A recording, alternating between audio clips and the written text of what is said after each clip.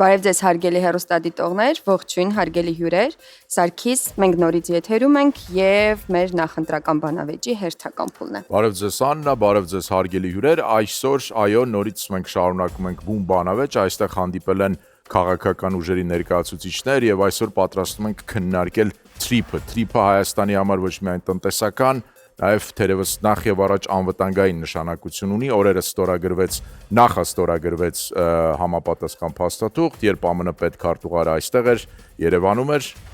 Եվ քննարկելու ենք ոչ միայն TRIP-ը որպես նախագիծ, այլ նաև թե ապաշրջափակման համատեքստում նոյեմբերի 9-ից մինչև TRIP նախագիծը ինչ ճանապարհ անցանք, ինչ փոփոխություններ ունենք եւ ինչպես են քաղաքական ուժերը գնահատում այդ փոփոխությունները։ Այո, մենք ունենք մեր բանավեճի ժամանակ մի քանի փուլ է լինելու եւ յուրաքանչյուր փուլից առաջ մենք կներկայացնենք կանոնները, բայց մինչև կանոնները թերևս ներկայացնենք հյուրերին Աննա։ Սիրով ներկայացնենք մեր հյուրերին, ժողովրդավարական համախմբում կուսակցության ներկայացուցիչ Հասմիկ Գաբրելյան, բարև ձեզ Տիկին Գաբրելյան, շնորհակալություն։ Քաղաքացիական պայմանագիր կուսակցության ներկայացուցիչ Մարիա Կարապետյան, բարև ձեզ, շնորհակալություն հրավերն ընդունելու համար։ Հանրապետություն կուսակցության ներկայացուցիչ Հայկ Սահակյան, բարև ձեզ պարոն Սահակյան, շնորհակալություն հրավերն ընդունելու համար։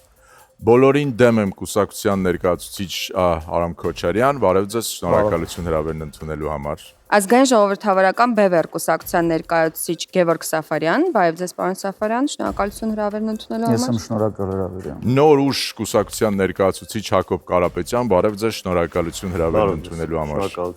Ազգային վերածնունդ եւ ազգի զարթոնք կուսակցության ներկայացուցիչ Ալեքսանդր Մինասյան, բարև ձեզ պարոն Մինասյան, շնորհակալություն հրավերն ընդունելու համար։ Եվ մենք սպասում ենք նաեւ 8-րդ քաղաքական ուժի ներկայացուցչին, սակայն տեխնիկական պատճառներով այսօր առավոտյան ցավոք պարզ դարձավ, որ չի կարող ներկա գտնվել։ Աննա, խնդրում եմ կներկայացնեք առաջին փուլի կանոնները։ Իհարկե, մեր առաջին փուլում հարգելի մասնակիցներ, մենք մեկական հարց կուղենք ձեզ եւ դուք 2 րոպե ժամանակ կունենաք այդ հարցին պատասխանելու, ընթացքում խնդրում ենք միմյանց հնարավորինս չընդհատել եւ մենք հնարավոր է նաեւ ընթացքում ենթահարցեր ունենանք։ Հարցեր կամ ենթահարցեր, առաջին հարցը ձեզ Տիկին Կարապետյան, Հայաստանի իշխանությունները TRIP-ը ներկայացնում են որպես Հայաստանի համար թերևս վերջի տարիների ամենակարևորագույն դիվանագիտական, հետագայում գուցե նաև տնտեսական ձեռքբերումներից մեկը, բայց դες քննադատում են, սկսած որ Հայաստանի իշխանությունները միջանցք են իրականում տրամադրում Ադրբեջանին, Ադրբեջանից Ադրբեջան գնալու համար, նաև վերջերս այդ քննադատությանը միացավ, այդ քննադատությունը ավելացավ մեկ կետով եւս, որ գիտեք Իրանի հանգամանքը լավ հաշվի չեք առել եւ նման նախագծի իրականացումը խնդիրներ կստեղծի Իրանի հետ, խնդիրներ կստեղծի Ռուսաստանի հետ, որովհետեւ Ռուսաստանից ձեր իշխանությունը պատրաստվում է խլել երկաթուղին, երկաթգիծը եւ մենք տեսնում ենք այդ խնդիրները, որ հիմա այսպես Երևան են գալիս, Ռուսաստանը ասում է, չենք թողի հայկական ապրանքներ մտնի ռուսական շուկա եւ այլն, ինչ կարող եք ասել։ TRIP նախագիծը արդեն իսկ տնտեսական հաջողություններ է բերում Հայաստանին, տեսնում եք դեռևս քաղաքական պայմանավորվածություն կա եւ համաձայնագիր, նկատի ունեմ դեռևս ենթակառուցվածքը կառուցված չէ, բայց արդեն իսկ մեր հարևան երկրները իրենց տարածքը տրամադրում են, որպեսզի Հայաստան բեռնափոխադրումներ կատարվեն, մի բան, որը նախկինում էլ հնարավոր էր, բայց քանի որ նկատի ունեմ լոգիստիկ իմաստով, հնարավոր կլիներ Ղազախստանից օրինակ ցորեն ներմուծել Հայաստան, Ռուսաստանից ցորեն ներմուծել Հայաստան գործող ենթակառուցվածքների շրջանակում։ Դա ես չեմ կապում, դա ակնհայտ է, որ այդ համաձայնությունը ձեռք բերվելուց հետո է, որ մեր բոլոր հարևանները, մասնավորապես առաջինը դա տեղի ունեցավ Ղազախստանի միջոցով, թեև Ռուսաստանը բուն մատակարարման հարցում առաջ անցավ եւ առաջինը մատակարարեց ցորեն Հայաստանին, Վրաստանի եւ Ադրբեջանի տարածքով։ Այդ տնտեսական հաջողությունները TRIP-ի համաձայնության ձեռքբերման պարագայում արդեն իսկ մենք տեսնում ենք, գիտեք նաև վերջերս Թուրքիայի եւ Վրաստանի հետ նմանատիպ համաձայնություն ենք մենք ձեռք բերել եւ հետեւաբար գործող այն ենթակառուցվածքները, որոնք կան, արդեն իսկ տնտեսական իմաստով բաց են Հայաստանի համար, բայց տնտեսական առումով նաև մենք գործ չունենք արդյոք անհաջողությունների հետ, չէ՞ որ ըստ էության նաև TRIP-ի պատճառով է, որ Ռուսաստանը հիմա ասում է, այս ապրանքները հայկական չեն մտնի իմ շուկա, չէ՞ որ պատճառը, եկեք անկեղծ խոսենք, Եվրամիության հետ հարաբերությունները չեն, Հայաստանը առաջիկայում Եվրամիության անդամ դժվար դառնա, հավանաբար նույն TRIP-ն է եւ դուք ձեր իշխանությունները ձեր քայլերով այսպես զայրացրել եք Ռուսաստանին։ Եկեք անկեղծ խոսենք այդ պարագայում եւ հիշենք, որ Ռուսաստանի հետ տնտեսական մատակարարումների խնդիրներ Հայաստանը ունեցել է իր անկախության առաջին իսկ փուլից։ Այդ խնդիրները երբեմն եղել են քաղաքական, երբեմն եղել են տնտեսական։ Մեր մոտեցումը հետեւյալն է. մենք այդ խնդիրներից յուրաքանչյուրի հետևից պետք է գնանք, եթե այդ խնդիրները իսկապես տնտեսական են, ապա մեր մոտեցումը հետեւյալն է, որ Հայաստանի տնտեսվարողները չեն կարող արտադրանք արտահանել Հայաստանից Հայաստանի ինքնիշխանության հաշվին։ Հետևաբար, եթե իսկապես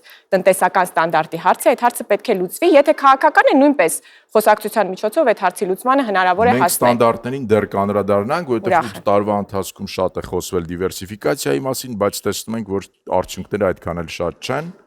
Շնորհակալություն Տիկին Գաբրիելյան, ձեր կուսակցության վարչապետի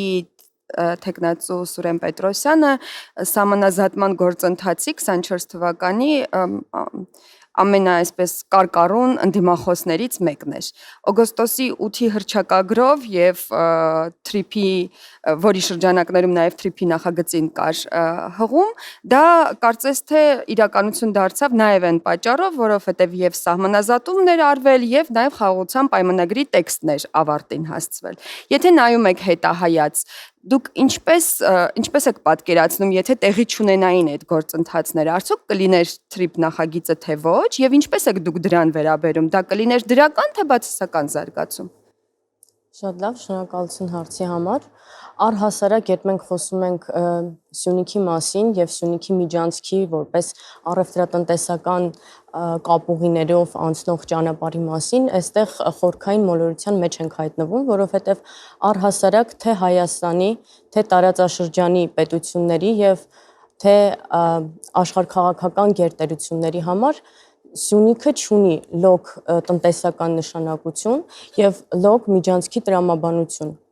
Հետևաբար մենք պետք է դուրս գանք նաեւ այս տրամաբանությունից քննարկման, որ Սյունիքի միջանցքը կարող է լինել առևտրատնտեսական գոտի, ինչը Հայաստանի Հանրապետության համար ազգային անվտանգության լրջագույն սպառնալիք կարող է լինել։ Տնտեսական գոտի լինելը։ Ոչ թե տնտեսական գոտի լինելը, այլ Սյունիքի միջանցքը ունի աշխարհքաղաքական կարևոր նշանակություն, որտեղ բախվում են, ինչպես նշեցի, եւ տարածաշրջանի պետությունների շահերը եւ գերտերությունների շահերը։ Հետևաբար այն աշխարհում այն բոլոր տարածքները, որտեղ կան գերտերությունների շահերի բախումներ, երբեք չեն կարող առաջնորդվել ծայրահեղական մոտեցումներով կամ հակաների եւ հակաների կամ մետությունների տրամաբանության մեջ եւ մեր նշանակությունը Սյունիքը ձեռք է բերել միայն թրիփ ծրագրի արդյունքում, թե օրինակ նոյեմբերի 9-ն էլ էր այդպիսի նշանակություն։ Իհարկե ոչ, թե նոյեմբերի 9-ի պայմանագիրը եւ թե թրիփի վերաբերյալ մեր քաղաքական ուժի դիրքորոշումը մշտապես շատ հստակ է եղել, որ որևէ հակաների տրամաբանության կամ մետությունների տրամաբանության մեջ մենք այս ծայրահեղական մոտեցումների մեջ լինել չենք կարող, քանի որ ռիսկեր են առաջացնում Հայաստանի համար։ Այո։ Եվ ինչ լուծում է առաջարկում ձեր ուժը, ուրեմն, ապաշրջափակման տեսանկյունից։ Այստեղ պետք է հաշվառվեն հստակ Հայաստանի Հանրապետության ազգային ու պետական շահերը։ Շնորհակալություն Տիկին Գաբրիելյան։ Պարոն Քոչարյան, դուք այսպես հայտ եք ներկայացրել իշխանության գալու, բայց եթե չեմ սխալվում, բոլոր կարևոր հարցերի հետ կապված մի պատասխան ունեք, ասում եք մենք խիստ ժամանակ, իհարկե բոլորն են ժամանակավոր գալի, այնպես չէ որ Փարքաստո հավերժ են գալիս, բայց ասենք մենք այսպես խիստ ժամանակավոր են գալիս, մենք այդ հարցերին չենք անդրադառնալ 100 օրով, այս փոփոխությունները կանենք, կգնանք, բայց կարծում եք, որ մեր մյուս գործընկերները, հարևանները, բարեկամները կսպասեն, ի վերջո դուք դիրքորոշում չունեք, օրինակ նույն թրիփի հետ կապված Հայաստանի համար լավ է, վատ է, թրիփի շնորհիվ է, որ մենք կարողանում ենք ղազախական ցորեն ներմուծել, թրիփի շնորհիվ է, որ մեր ապրանքները խնդիրներ են բախվում Ռուսաստան շուկա մտնել, ինչ կարող եք ասել։ Շնորհակալություն հարցի համար, բարև ձեզ։ Նայեք, դուք ասացիք ոնց որ ամենակարևոր հարցերը թողած մենք զբաղվում ենք ինչ-որ հարցով։ Նայեք, մեր քաղաքական ուժի դիրքորոշումը այն է, որ Հայաստանի Հանրապետությունում ամենակարևոր հարցը դա ընտրություններն են։ Դա ամենակարևոր հարցն է։ Եթե Հայաստանի Հանրապետությունը ունի մեխանիզմ, որի միջոցով քաղաքացիները կարող են հստակ գնահատական տալ քաղաքական ուժերին, Ում է հետաքրում թրիփը, ում է հետաքրում նոյեմբերի 9-ը, ում է հետաքրում ստե քաղաքական Մեզ է ուժերը ինչ կասեն։ հետաքրքրում, որովհետև հնարավոր է նորից ձեզ ձայն տան մարդիկ եւ մարդիկ ուզում են հասկանալ պարոն Քոչարյանը ինչ է մտածում թրիփի հետ կապված։ Պարոն Քոչարյանը այստեղ կարևոր չի, որովհետև պարոն Քոչարյանը այստեղ չի եկել իր անձի կամ իր իդեաները ներկայացնելու։ Ես եկել եմ այստեղ մի նպատակի համար։ Մենք հայտ ենք ներկայացրել 30-40% բոլորին դեմ եմ քաղաքացիներին փորձել ներկայացնել։ Կստացվի, ընտրությունները ցույց կտա, թե ինչքանով կներկայացնենք այդ քաղաքացիներին ու հայտ ենք ներկայացրել այնպիսի ընտրական համակարգ սարքենք, որտեղ որ այն քաղաքական ուժերը, ովքեր որ կգան ստեղ խոստումներ կտան, հետո կստանձնեն իշխանություն ու դա չեն անի, այդ քաղաքացիները կունենան հստակ ընտրական process-ով գործիք իրանց դուրս հանելու, որտեղ հակառակ դեպքում ինչա լինում։ Հակառակ դեպքում լինում է հեղափոխություն։ Հակառակ դեպքում փողոցում մարդիկ հելնում են, դուրս են գալի, բախումներ ա լինում մարդկանց հետ, ոստիկանության հետ։ Հայաստանի վերաբերող կարևոր հարցերը այդ թվում թրիփը քննարկել եք կուսակցության ներսում։ Ոչ իհարկե, որովհետև բոլորին դեմ եմ կոնկրետ միայն ընտրական համակարգը ուղղելու համար է։ Իմաստ չկա թրիփը քննարկել։ Դուք չեք տեսնում այս քաղաքական դաշտում։ Երբ որ նոյեմբերի 9-ը ստորագրում էին, այն իշխանությունը, ով որ նոյեմբերի 9-ը ստորագրում էր, ասում էր դե օքեյ, մենք ռուսների հետ նորմալ կաշխատենք, այդ նոյեմբերի 9-ը կանենք, մի քիչ բարդ է, բայց կանենք։ Հետո այդ նոյեմբերի 9-ը անցավ, սկսեցին թրիփը ստորագրել, հիմա սկսում են այն մարդկանց, ովքեր որ ուզում են ռուսների հետ համագործակցել, իրենց ասում են դուք լրտեսներ եք։ Ու նույնը նաև հակառակը, երբ որ թրիփը հայտնվեց, ընդդիմությունը ինչ էր ասում։ Ասում էր չէ, մի վայրկյան, եկեք հետ գնանք նոյեմբերի 9-ին։ Էսա լուրջ է։ Պարոն Քոչարյան, շնորհակալություն, կշարունակենք այս թեման։ Պարոն Սահակյան, երևի շարունակենք պարոն Քոչարյանի մատնանշած թեման։ Մի հատվածը քաղաքական ուժերի նոյեմբերի 9-ն էր համարում միջանցք եւ դեմ էր արտահայտվում դրան, այդ թվում նաեւ ձեր կուսակցությունը, մյուս հատվածն էլ թրիփն է համարում միջանցք եւ դրան դեմ է արտահայտվում, ձեր կուսակցությունն օրինակ ողջունում է այդ նախագիծը եւ համարում է, որ տնտեսական ու անվտանգության տեսանկյունից շատ կարեւոր նախագիծ է։ Դուք չունեք մտավախություն, որ թրիփ նախագիծը նույնպես իր մեջ որոշակի միջանցքային տրամաբանություն է գուցե պարունակում եւ ինչպես եք դուք մեկնաբանում այդ տարբերությունները երկու նախագծերի։ Շնորհակալ եմ, ողջույն հարգելի գործընկերներ, նախ չեմ ուզում շարունակեմ պարոն Քոչարյանի թեման, որովհետեւ պարոն Քոչարյանը ըստ էության չպետք է մասնակցի բանավեճերի, որովհետեւ վերնագիրը կա, ես իմ հարցն էի ուղղակի վերնագիրը կա, որ բոլորին դեմ են, դուք այդտեղ բոլոր բանավեճերը վերջանում է։ Դուք եք որոշում եք մասնակցենք թե չէ։ Պարոն Քոչարյան, ես ձեզ չէի ընդհատում, թողեք խոսեմ էլի։ Ես չգիտեմ որտեղ եք կարդացել, որ Հանրապետություն կուսակցությունը երբևէ ինչ-որ միջանցքային տրամաբանության մասին խոսել է։ Հանրապետություն կուսակցությունը խոսել է նոյեմբերի 9-ի 9-րդ կետից, որը ըստ երևույթին եղել է 1999 թվականի հոկտեմբերի 27-ի իրականացած գործի շարունակությունը եւ ի պատիվ հայ ժողովրդի, ի պատիվ նաև այսօրվա իշխանության այդ 9-րդ կետը չի իրագործվել։ Ուրեմն ես ուզում եմ հիշեցնել, թե ինչ է նոյեմբերի 9-ը, ինչ ա եղել դրանից հետո եւ նոյեմբերի 9-ը ինչ որ բերել թրիփի հետ համեմատել, սա չգիտեմ, պետքա դուրս գալ տեղից, որովհետեւ նոյեմբերի 9-ը ոչ մի տնտեսական կոմպոնենտ իր մեջ չի ունեցել, հակառակ թրիփի, որ ամբողջովին տնտեսական կոմպոնենտ ունի։ Նոյեմբերի 9-ից հետո 2021 թվականին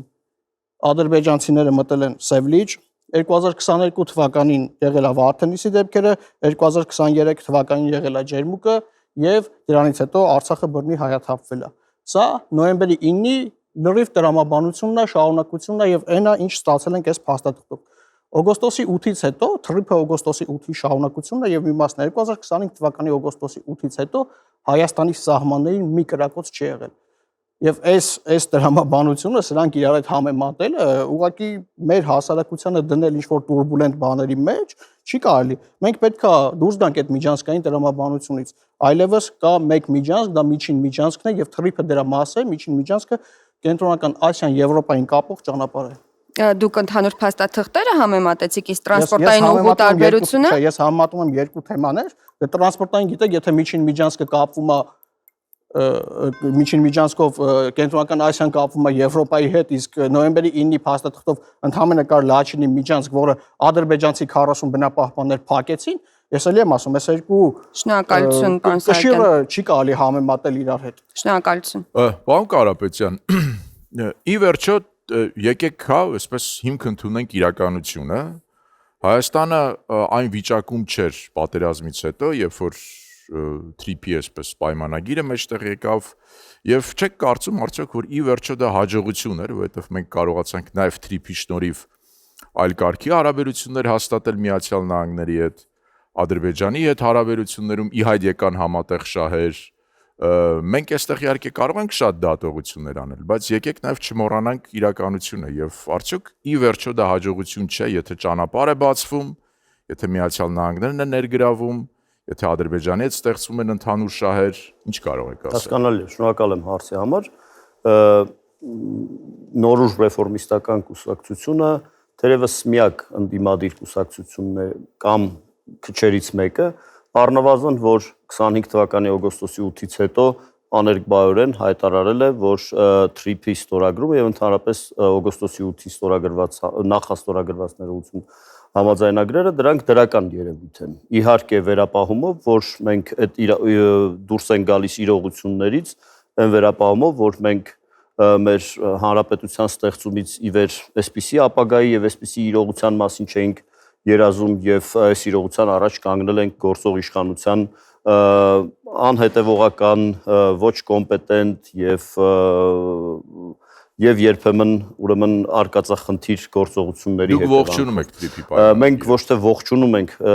թրիփի պայմանագիրը, եղած իրողություններում դժվար է ինչ-որ բան ողջունել, մենք դրական ենք համարում եւ համարում ենք եղած պայմաններում առավելագույնը, որ կարող էինք ստանալ եւ այդտեղ մենք նաեւ հատուկ կերպով շեշտում ենք արևմտյան գործընկերների, մասնավորապես Ամերիկայի Միացյալ Նահանգների ակտիվ մասնակցությունը, որովհետև թեպետ մենք տեսնում ենք, որ գործընթացը վերջին 2-3 տարիների ընթացքում ֆորմալ առումով տեղի ունենում երկկողմ շփումների առումով, բայց ոչ ֆորմալ մակարդակում այդտեղ շատ նշանակալի դերակատարում ունեն ամերիկյան գործընկերները։ Խոսելով ուրեմն առևտրային հարաբերություն, այսինքն թրիփի արդեն նախաստորագրված թրիփի պրոյեկտի արդեն գետնի վրա եղած բարիքների մասին, ես այստեղ մի քիչ վերապահում կանեի, որովհետև մենք տեսնում ենք, որ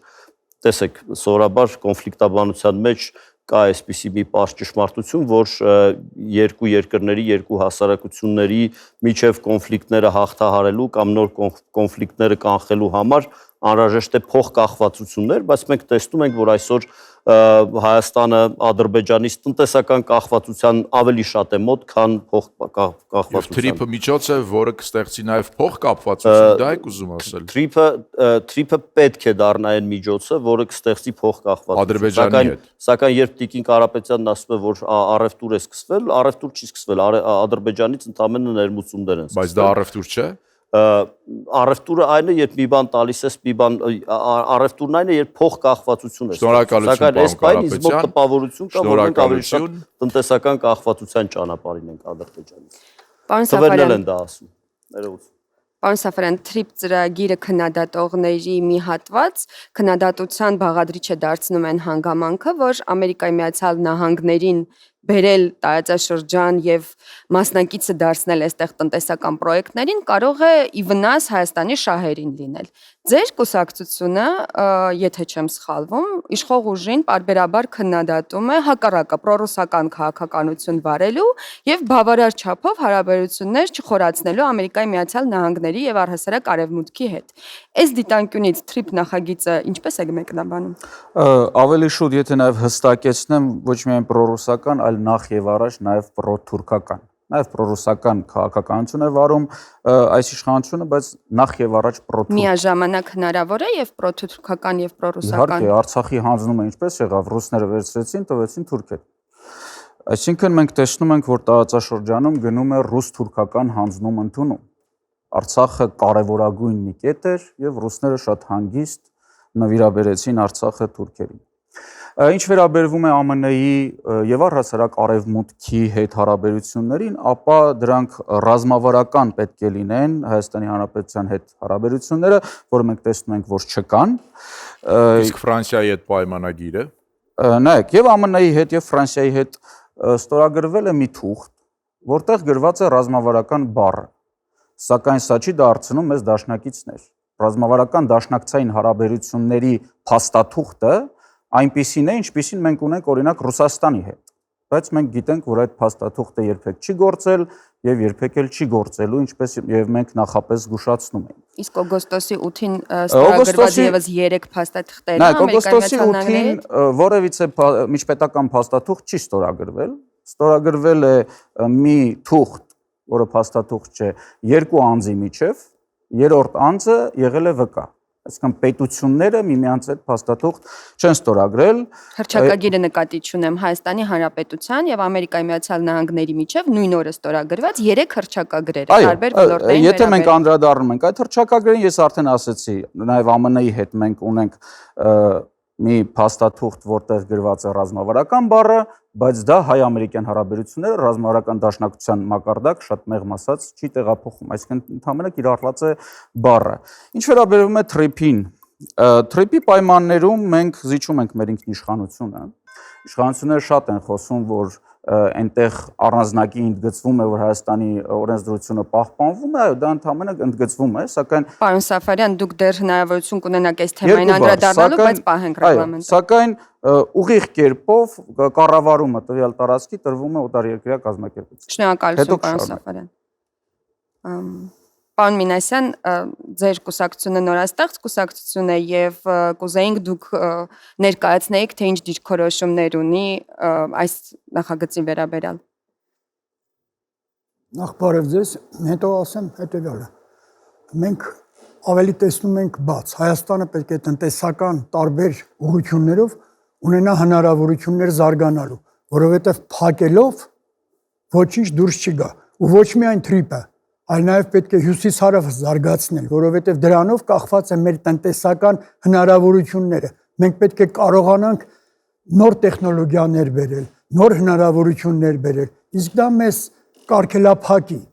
Կան քաղաքական գործիչներ, որոնք կարծում են, որ թրիփ նախագիծը լավ է արևմուտք արևելքի հետ կապելու համար, բայց ինքը թույլ չի տալու ձեր նշած հյուսիս-հարավն էլ ունենալ։ Դուք ինչ կարծիք եք։ Դա կախված է նրանից, թե ինչ քաղաքականություն կտանենք մենք։ Մենք ինքներս։ Դուք ինչպիսին եք տանելու։ Մենք տանելու ենք բաց քաղաքականություն, այսինքն եւ պետք է լինի թրիփը եւ հյուսիս-հարավը, որովհետեւ մեզ պետք է զարգանալ, փակված լինելով, պատկերացրեք մարդը փակված է մի սենյակում, ինչ հնարավորություններ է նա տեսնում կամ ունի, ոչ ինֆորմացիա ունի, ոչ հնարավորություններ։ Այդ իսկ պատճառով մենք համարում ենք, որ մենք պիտի աշխատենք բաց։ Այ ուրիշ խնդիր է, թե այդ ճանապարհ կկոչվի, թե միջանցք եւ միջանց կոչվելու պարագայում ինչ հնարավորություններ կունենա Հայաստանը, դրա փոխարեն Հայաստանը ինչպիսի պահանջներ կներկայացնի, որտեղ մենք գիտենք, Նաև որ երկրները պատրաստ կլինեն ներդրումներ անել հյուսիս-հարավի մեջ։ Դա ժամանակն է ցույց տալու, թե ովքեր կանեն։ Ժամանակը ցույց կտա, որովհետև դա իրականում պահի ազդեցության տակ չի լինում։ Դա ընդհանրապես մտածած խնդիր պիտի լինի։ Իսկ ասենք սահմանափակել դա նշանակում է մենք մեզ խեղդում ենք, ուղղակի խեղդում ենք մենք մեզ։ Ճիշտ հասկացա, որ դուք ողջունում եք թրիփ ծրագիրը, բայց կարծում եք, որ ճիշտ կլինի նաև ողջունելը այդ բառը։ Դրանք ողջունել, չողջունել, դրանք բառեր են ընդհանրապես։ Դուք ընտրեք ճիշտ բառը։ Մենք գտնում ենք, որ մենք պիտի նայենք մեր հնարավորության սահմանը, ինչ պայմաններ պիտի առաջանա եւ դրա փոխարեն մենք ինչ պիտի ստանանք։ Շնորհակալություն, պարոն Մինասյան։ Մենք հարգելի ունկնդիրներ անցնում ենք հաջորդ փուլին։ Եվ այս փուլում հարգելի մասնակիցներ, կանոններն այսպիսին են։ Դուք հնարավորություն ունեք երկուական հարց ուղղելու մասնակիցներին։ Պայմանն այն է, որ այդ երկու հարցերը երկու տարբեր մասնակիցների պիտի ուղղված լինեն։ Հարց ձևակերպելու համար կունենա 30 վայրկյան ժամանակ, պատասխանողը կունենա 2 րոպե պատասխանի համար եւ արձագանքողն էլ 30 վայրկյան ժամանակ կունենա արձագանքի համար։ Ինք Կարապետյան, մասնակիցներից պարոն Սաֆարյանը եւ ըստ էության նաեւ Էլիկային, որ անթակուց եւ ուղիղ կերպով մեղադրեցին իշխանություններին, քաղաքացիական պայմանագրին, ասին դուք հանձնում եք Հայաստանի ինքնիշխանությունը եւ թրիփը ըստ էության միջանցքային տրամաբանություն ունի։ Խնդրեմ ձեր հարցերը ում եք ցանկանում ուղղել։ Դուք ինձ հիմա հարց ուղեցիք գրեթե։ Ես ձեզ հնարավորություն եմ տալիս հարցեր Ես իրականում իմ հարցի հնարավորությունը ուզում եմ օգտագործել առաջին հնարավորությունը Տիկին Սաղյանին հարց ուղղելու համար։ Տիկին Սաղյան, մենք շատ ներեցեք, հա, ներողություն եմ խնդրում Տիկին Գաբրիելյանին հարց ուղղելու համար։ Մենք շատ ջանք ենք գործադրել, որպեսզի փաստաթղթերում ամրագրվի Հայաստանի ինքնիշխանությունը, տարածքային ամբողջականությունը, իրավազորությունը, որպեսզի ցանկացած մտահոգություն, որ Հայաստանը միջանցք է տրամադրում, փարատվի, սակայն դուք ձեր մուտքի խոսքում շարունակեցիք օգտագործել այդ բառապաշարը, ուզում եմ հասկանալ ինչպիսի բառեր կուզենայիք, որ Հայաստանի կառավարությունը ամրագրեր փաստաթղթերում, որպեսզի դուք ապահովված տեսնեիք Հայաստանը որևէ միջանցքային տրամաբանությունից։ Շատ լավ, շնորհակալություն հարցի համար։ Իրականում մենք երբեք չենք կարող քննարկել այս իրողությունները առանց աշխարհքաղաքական համատեքստի, իսկ աշխարհքաղաքական համատեքստը նաև պատմությունը մեզ հուշում է, որ նման փաստաթղթերը, ինչը վերաբերում է թե խաղաղության պայմանագրին, թե տվյալ դեպքում TRIP-ին, լոկ փաստաթղթերով չեն ամրագրվում, եթե չկան այդտեղ գերտերությունների կոնսենսուսները։ Հետևաբար նաև կարծիք արտահայտեմ, որ մոտ ապագայում, մոտ հեռանկարում դժվար թե պայմանագիրը վերջնական ստորագրվի։ Բոլոր պարագաներում, երբ մենք նայում ենք աշխարհում տիրող իրավիճակներին, իրադարձություններին, չենք տեսնում, որ գերտերությունների միջև թեկուզ չնչին, բայց կան կոնսենսուսներ, ավելին տարբեր օջախներում մենք տեսնում ենք այդ հակամարտությունները, որոնք գնալով էլ ավելի են թեժանում։ Հետևաբար ակնկալել, որ մեր տարածաշրջանում այս թեմայի շրջանակներում միայն իրավական փաստաթղթերով մենք կկարողանանք դա կյանքի կոչել, կարծում եմ այդքան էլ իրատեսական չէ։ Կարող եմ արձագանքել։ Այո, տեսեք, դուք մի կողմից ասում եք, որ Հայաստանը չպետք է դառնա գերտերությունների բախման տարածք, մյուս կողմից ասում եք, որ գերտերությունների կոնսենսուսներ պետք է տեղ գտնեն, որպեսզի մենք մեզ ապահով զգանք, այլ ոչ թե բառեր ամրագրի Հայաստանի կառավարությունը այն փաստաթղթերում, որը ստորագրում է։ Այդ դեպքում ինչպես եք դուք ապահովում, որ այդ գերտերությունների կոնսենսուսները երբ հրավիրում եք, որպեսզի Հայաստանի տարածքում նրանք ձեռք բերեն, դա հենց ինքը չհանգեցնի այն բախման, որից դուք զգուշացնում եք։ Ես նկատի չունեմ, հիմա բայց չեք կարող արձագանքել, կարծում եմ։ Այո, Տիկին Կարապետյան, երկրորդ հարցում եք ուղում։ Երկրորդ հարցս ցանկանում եմ ուղղել պարոն Կարապետյանին։ Պարոն Կարապետյան, ես 88 թվականին եմ ծնվել եւ երբ արդեն գիտակից էի, իմ երազանքների երկրում չէի ապրում։ Ես հիշում եմ այն օրերը, երբ Սերժ Սարգսյանը ամեն անգամ, երբ ոդկա Հայաստանից դուրս էր դնում բանակցելու, զինծառայող ունեցող բոլոր ընտանիքները շունչները պահում էին, թե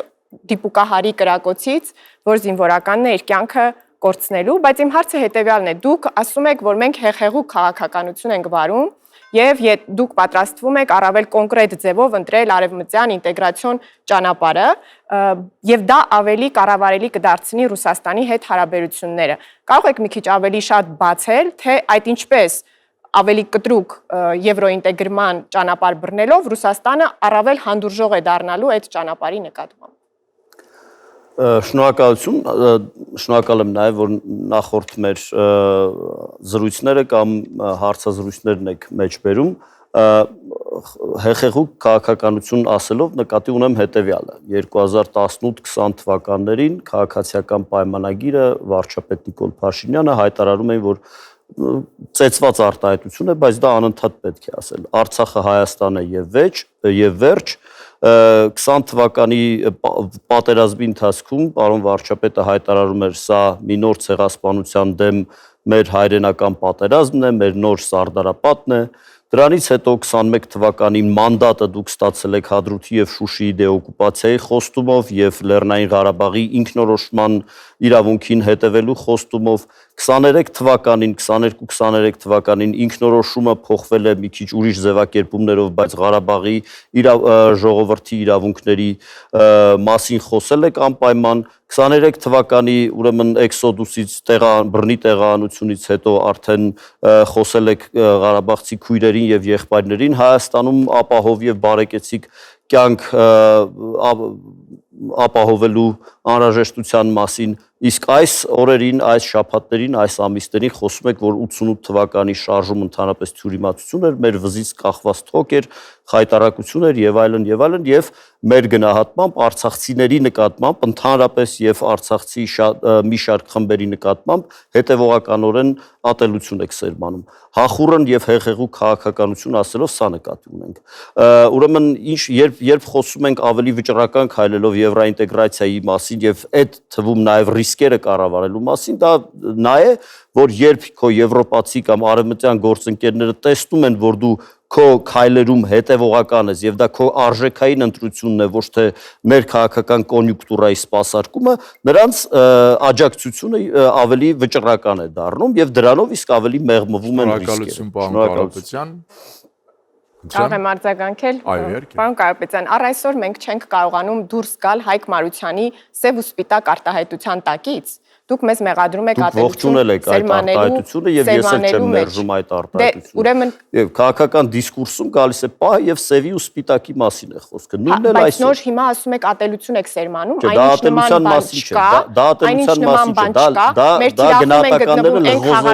գործիչները, ովքեր որոշել են, որ իրենք կորոշեն Հայաստանի Հանրապետության ճակատագիրը մեզ շանտաժի ենթարկելով, բայց ես ձեր քաղաքականությունների մասին էի հարց տալիս, դուք թվարկեցիք մեր անհետևողականության մասին ինչ որ դրվագներ, երբ ռուս խաղապահները Լեռնային Ղարաբաղում էին, այո, օրինակ մեր խոսույթը այնպես էր կառուցված, որպեսզի ռուս խաղապահները կարողանան իրենց պարտականությունները կատարել եւ պատրվակ չունենան դրանցից հրաժարվելու, երբ նրանք ի հեճուկս մեր այդ քաղաքականությունների իրենց աչքերի առջև թույլ տվեցին, որ էթնիկ զտում տեղի ունենա, բնականաբար մեր քաղաքականությունները փոխվեցին եւ ցանկացած խելամետ Կարապետյանն ընդդեմ Կարապետյանի այս կարևոր բանավեճը ստիպված ենք ընդհատել, որովհետեւ ժամանակի խնդիր ունենք։ Տիկին Գաբրելյան։ Շնորհակալություն հարցի հնարավորության համար։ Իրականում իմ հարցը մեկն է, ուղղված Տիկին Կարապետյանին եւ մեր ընդդիմադիր գործիչներից ով կուզի պատասխանի այն մեկին մի խոսքով նույն հարցն եք տալիս երկու այո ես կուզեի իմանալ որպես իշխանություն ինչ ռիսկեր եւ սպառնալիքներ են հաշվարվել են արդյոք ռիսկերն ու սպառնալիքները թրիփի վերաբերյալ եւ դրանք ինչ փաստաթղթեր են ինչ հաշվարկներ են ի վերջո մենք գործ ունենք 3 միլիոն մարդու կյանքի հետ եւ նաեւ կուզենայի այն գործընկերները ովքեր կողմ են արտահայտվում թրիփին նաեւ նշեն ինչն է իրենց համար հիմք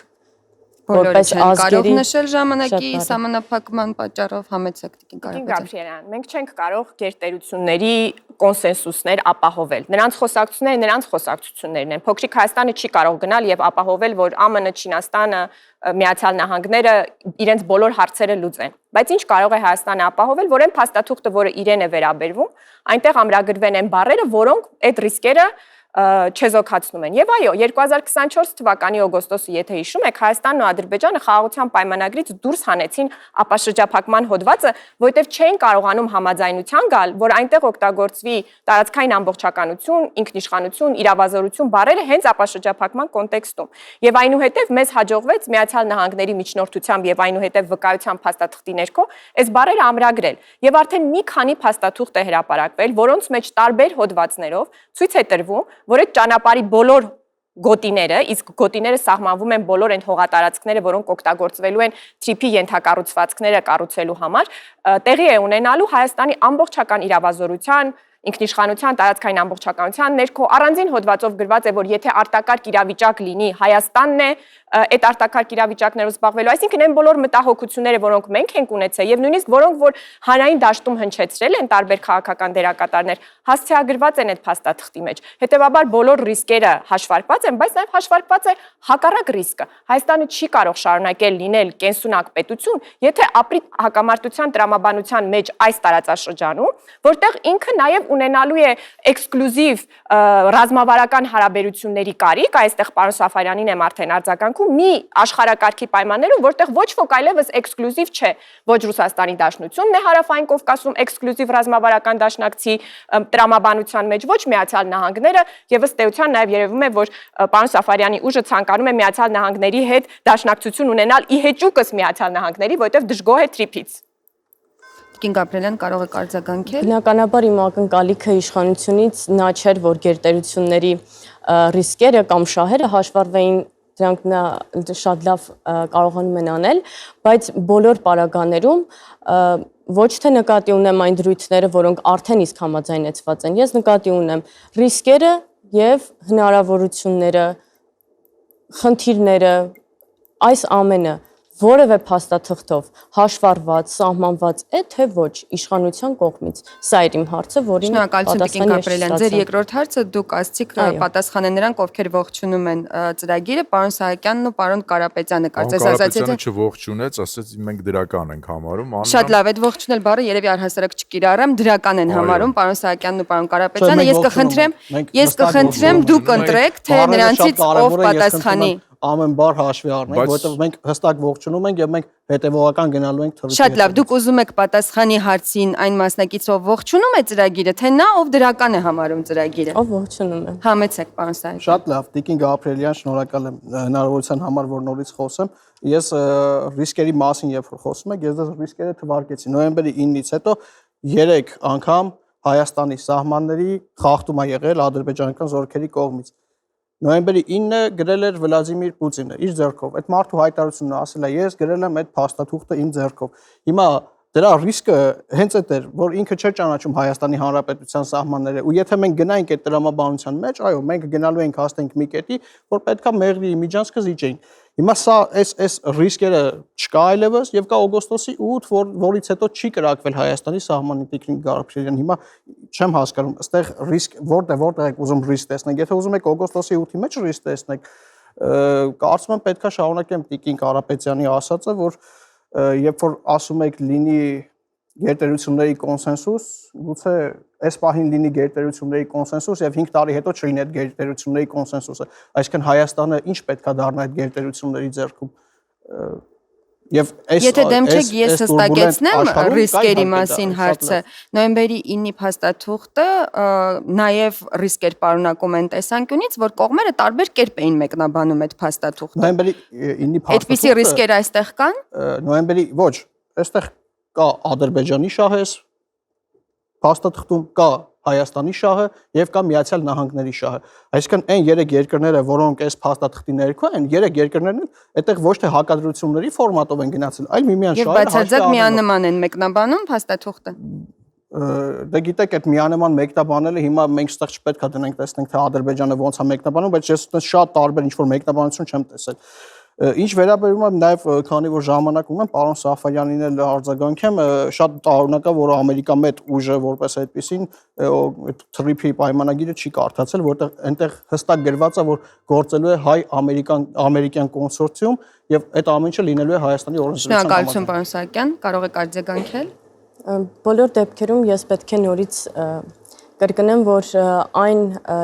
իրադարձությունների համատեքստում, այն անորոշությունները, որ դեռևս աշխարհում տիրում են, թույլ չեն տալիս, որպեսզի մեր տարածաշրջանում գերտերությունները գանեն համաձայնության, որով կստորագրվի փաստաթուղթը։ Շնորհակալություն, պարոն Քոչարյան, հարց տալու հերթը ձերն է, դուք ունեք 2 հարցի հնարավորություն, խնդրեմ։ Ինչպես նախորդ անգամ էի հայտարարել, ես մեծ հաշվով հարցը չունեմ ոչ մի քաղաքական ուժի ու դրա հիմնավորումը կայանում նրանում, որ սա ուժը բառեր են քննարկում, էլի, ստե բառը սենց է գրած, բառը նենց է գրած, այս սենց գրած, նենց գրածը չի աշխատում, երբ որ արկան ընկնում է գլխիդ։ Կարևոր չէ այդ բառը ինչ է գրած, էլի, այդ բոլոր բառերի դեպքում արկեր ընկեր են։ Ես հետեւյալ բանը ասեմ, եթե թույլ կտակ, ես 2 հարցի ժամանակ եմ ունենալու, ասեմ, ուրեմն հարգելի քաղաքացիներ, վաղը հունիսի 2-ին ժամը 2:30 դատախազության դիմաց բոլորին դեմ եմ կուսակցությունը կազմակերպելու է գործ կարելու ակցիա նվիրված ի պաշտպանություն Արտուր Օսիպյանի ու մնացած անդամների, մնացած մարդկանց, ովքեր որ քաղաքական հետապնդման են ենթարկվել։ Ու շատ կարճ հարցն Տիկին Կարապետյանին, ճիշտն ասած, այդ ակցիան կազմակերպելու համար, որ պատշաճ կազմակերպենք, խորը իմաստը կարողանանք փոխանցենք, այն Հայաստանի Հանրապետությունը քարտեզը, որ որպես քարոշչական բրոշկա օգտագործում են, կարող է ձեր մոտ լինի տակ։ Այս պահին Հայաստանի Հանրապետության քարտեզի նմուշը ինձ մոտ չկա, որ ես մեծ հաճույքով ձեզ նվիրեմ, բայց ինձ համար անընդունելի է, որ դուք Հայաստանի Հանրապետության քարտեզի մասին այդպես եք խոսում, որ այն կարող է ծառայել որպես քարոզչական նյութ, միմյանց դրոշ նվիրելը, գուցե նաև կհամարեք, որ կարող է քարոզչական նյութ ծառայել, ես այդպես չեմ համարում։ Պայուսակում եք չունեք։ Մեր չէ, պայուսակում էլ չունեմ։ Ես կարծում եմ, որ եւ կարծում եմ, որ իրականում այդ նյութերը, այդ քարտեզը, դրոշը, մեր սիմվոլները միմյանց նվիրելը պետք է որ մեր համերաշխության ցուցադրություն լինեին, այլ ոչ թե այդպիսի որակավորման արժանանային։ Տիկին Կարապետյան, իսկ ներքին համերաշխության եւ դրա ցուցադրության համար կարեւոր չէր, որ չունենայինք դեպքեր այնպեսին, ինչպիսին պարոն Օսիպյանի հետ է տեղի ունեցել։ Հիմա դուք ինձ հրավիրում եք թեման փոխելու եւ ես կարծում Որ եմ, զոհվեր դեպքեր չէինք ունենա։ Նայեք, այն բոլոր զինապարտ Հայաստանի Հանրապետության քաղաքացիները, ովքեր 44-օրյա պատերազմում զոհերի թիվը դարձնում են 5000, իսկապես պետք է պատասխանեն այն հարցին, թե իրենք որտեղ են եղել այդ պատերազմի ժամանակ, ինչով են զբաղված եղել։ Համաձայն եմ ձեր հետ։ Ուռճացնել մեր ցավը ոչ մի հիմք դրա համար չկա։ Եվ Իսկ ով է ասում, որ դա ուռճացրած է։ Այդ արտահայտությունը ուղղված է եղել այդ մարդկանց, ովքեր դա ուռճացում է, Ով է ասում։ որովհետև մենք ենք ասում։ Դուք շահագրգիռ կողմեք ձեր դիրքորոշումը էական չի։ Այսինքն պետության ինստիտուտներին պետք է փոխարինեն ինչ որ ոչ շահագրգիռ անաչառ ինստիտուտներ։ Ես ասում եմ, ով է ասում, ես նման Սաֆարյան, եզրակացություն դուք այլ թիվ ունեք զոհերի հետ կապված։ Ունեք փաստեր, որ զոհվել են ավելի շատ։ Այ մենք ապրում ենք մի Ունեք կոնկրետ մարդկանց անուններ, որ զոհվել են, բայց իշխանությունները չեն ասում։ Նայեք, մենք ապրում ենք մի ողբերգական իրավիճակում, որ հանրությունը չգիտի այդ զոհերի քանակը։ Վստահ էլ իշխանությանը, որ ասում էր հաղթելու ենք կապիտուլյացիա, կարծում եմ դա ծիծաղելի կլինի իշխանության թվերին։ Այդ դեպքում հանրության հարց է առաջանում, իսկ ում վստահել։ Ինչի հետևանքով հանրային տարբեր սեգմենտներ, որոշները ռազմականապես որոշակի գիտակից սեգմենտներ փորձում են սեփական վերլուծությունների հիման վրա հանգել են եզրահանգման, թե մոտավորապես այդ զոհերը ինչքան էին։ Որովհետև վստահել պաշտոնական տվյալներին դա անհետ է։ Հնարավորություն, բայց քանի որ հերթը ես ներողություն եմ խնդրում պարոն Քոչարյանինն էր, պարոն Ես նաև ուզում եի հարցնեմ, դեմ չեք, չէ՞, որ երբեմն ձեր փոխարինել եմ հարցեր տալիս։ Ոչ, իհարկե։ Դե արձագանքի համար 30 վայրկյան ունեք։ Ես չունեմ էլ հարցեր, ցավոք սրտի։ Իսկ արձագանք ունեք։ Ցավոք սրտի չկա այդ դրոշկեն, որ կարողանանք օգտագործենք ակցիաների, միգուցե մի ձև կգտնենք, արձագանքս հետևյալն է։ Այդ ծառայել են, չեն ծառայել, դա երկրորդական հարցն է այստեղ։ Այդ մարդը նստած է 15 օր հացադուլ է անում։ Ինչ կապ ունի այդ ձեր քարոզչական թեզը, որ բա չեք ծառայել ուր եք այդ ժամանակ, այդ մարդուն բանավեճում Նիկոլ Փաշինյանին հաղթելու համար տարել նստել եք բանտում 15-րդ օրն է, որ հացադուլ է անում։ Պարոն Քոչարյան, դուք ունեք երկրորդ հարցի հնարավորությունը, ես տեսնում եմ ձեզ բացի ընտրական շեմից նաև այլ հարցեր են հետաքրքրում, գուցե այնուամենայնիվ թրիփի հետ կապված հարց ուղեք մյուս Կարապետյանին, ով դրական էր համարում, կամ պարոն Սահակյանին, ով ողջունեց։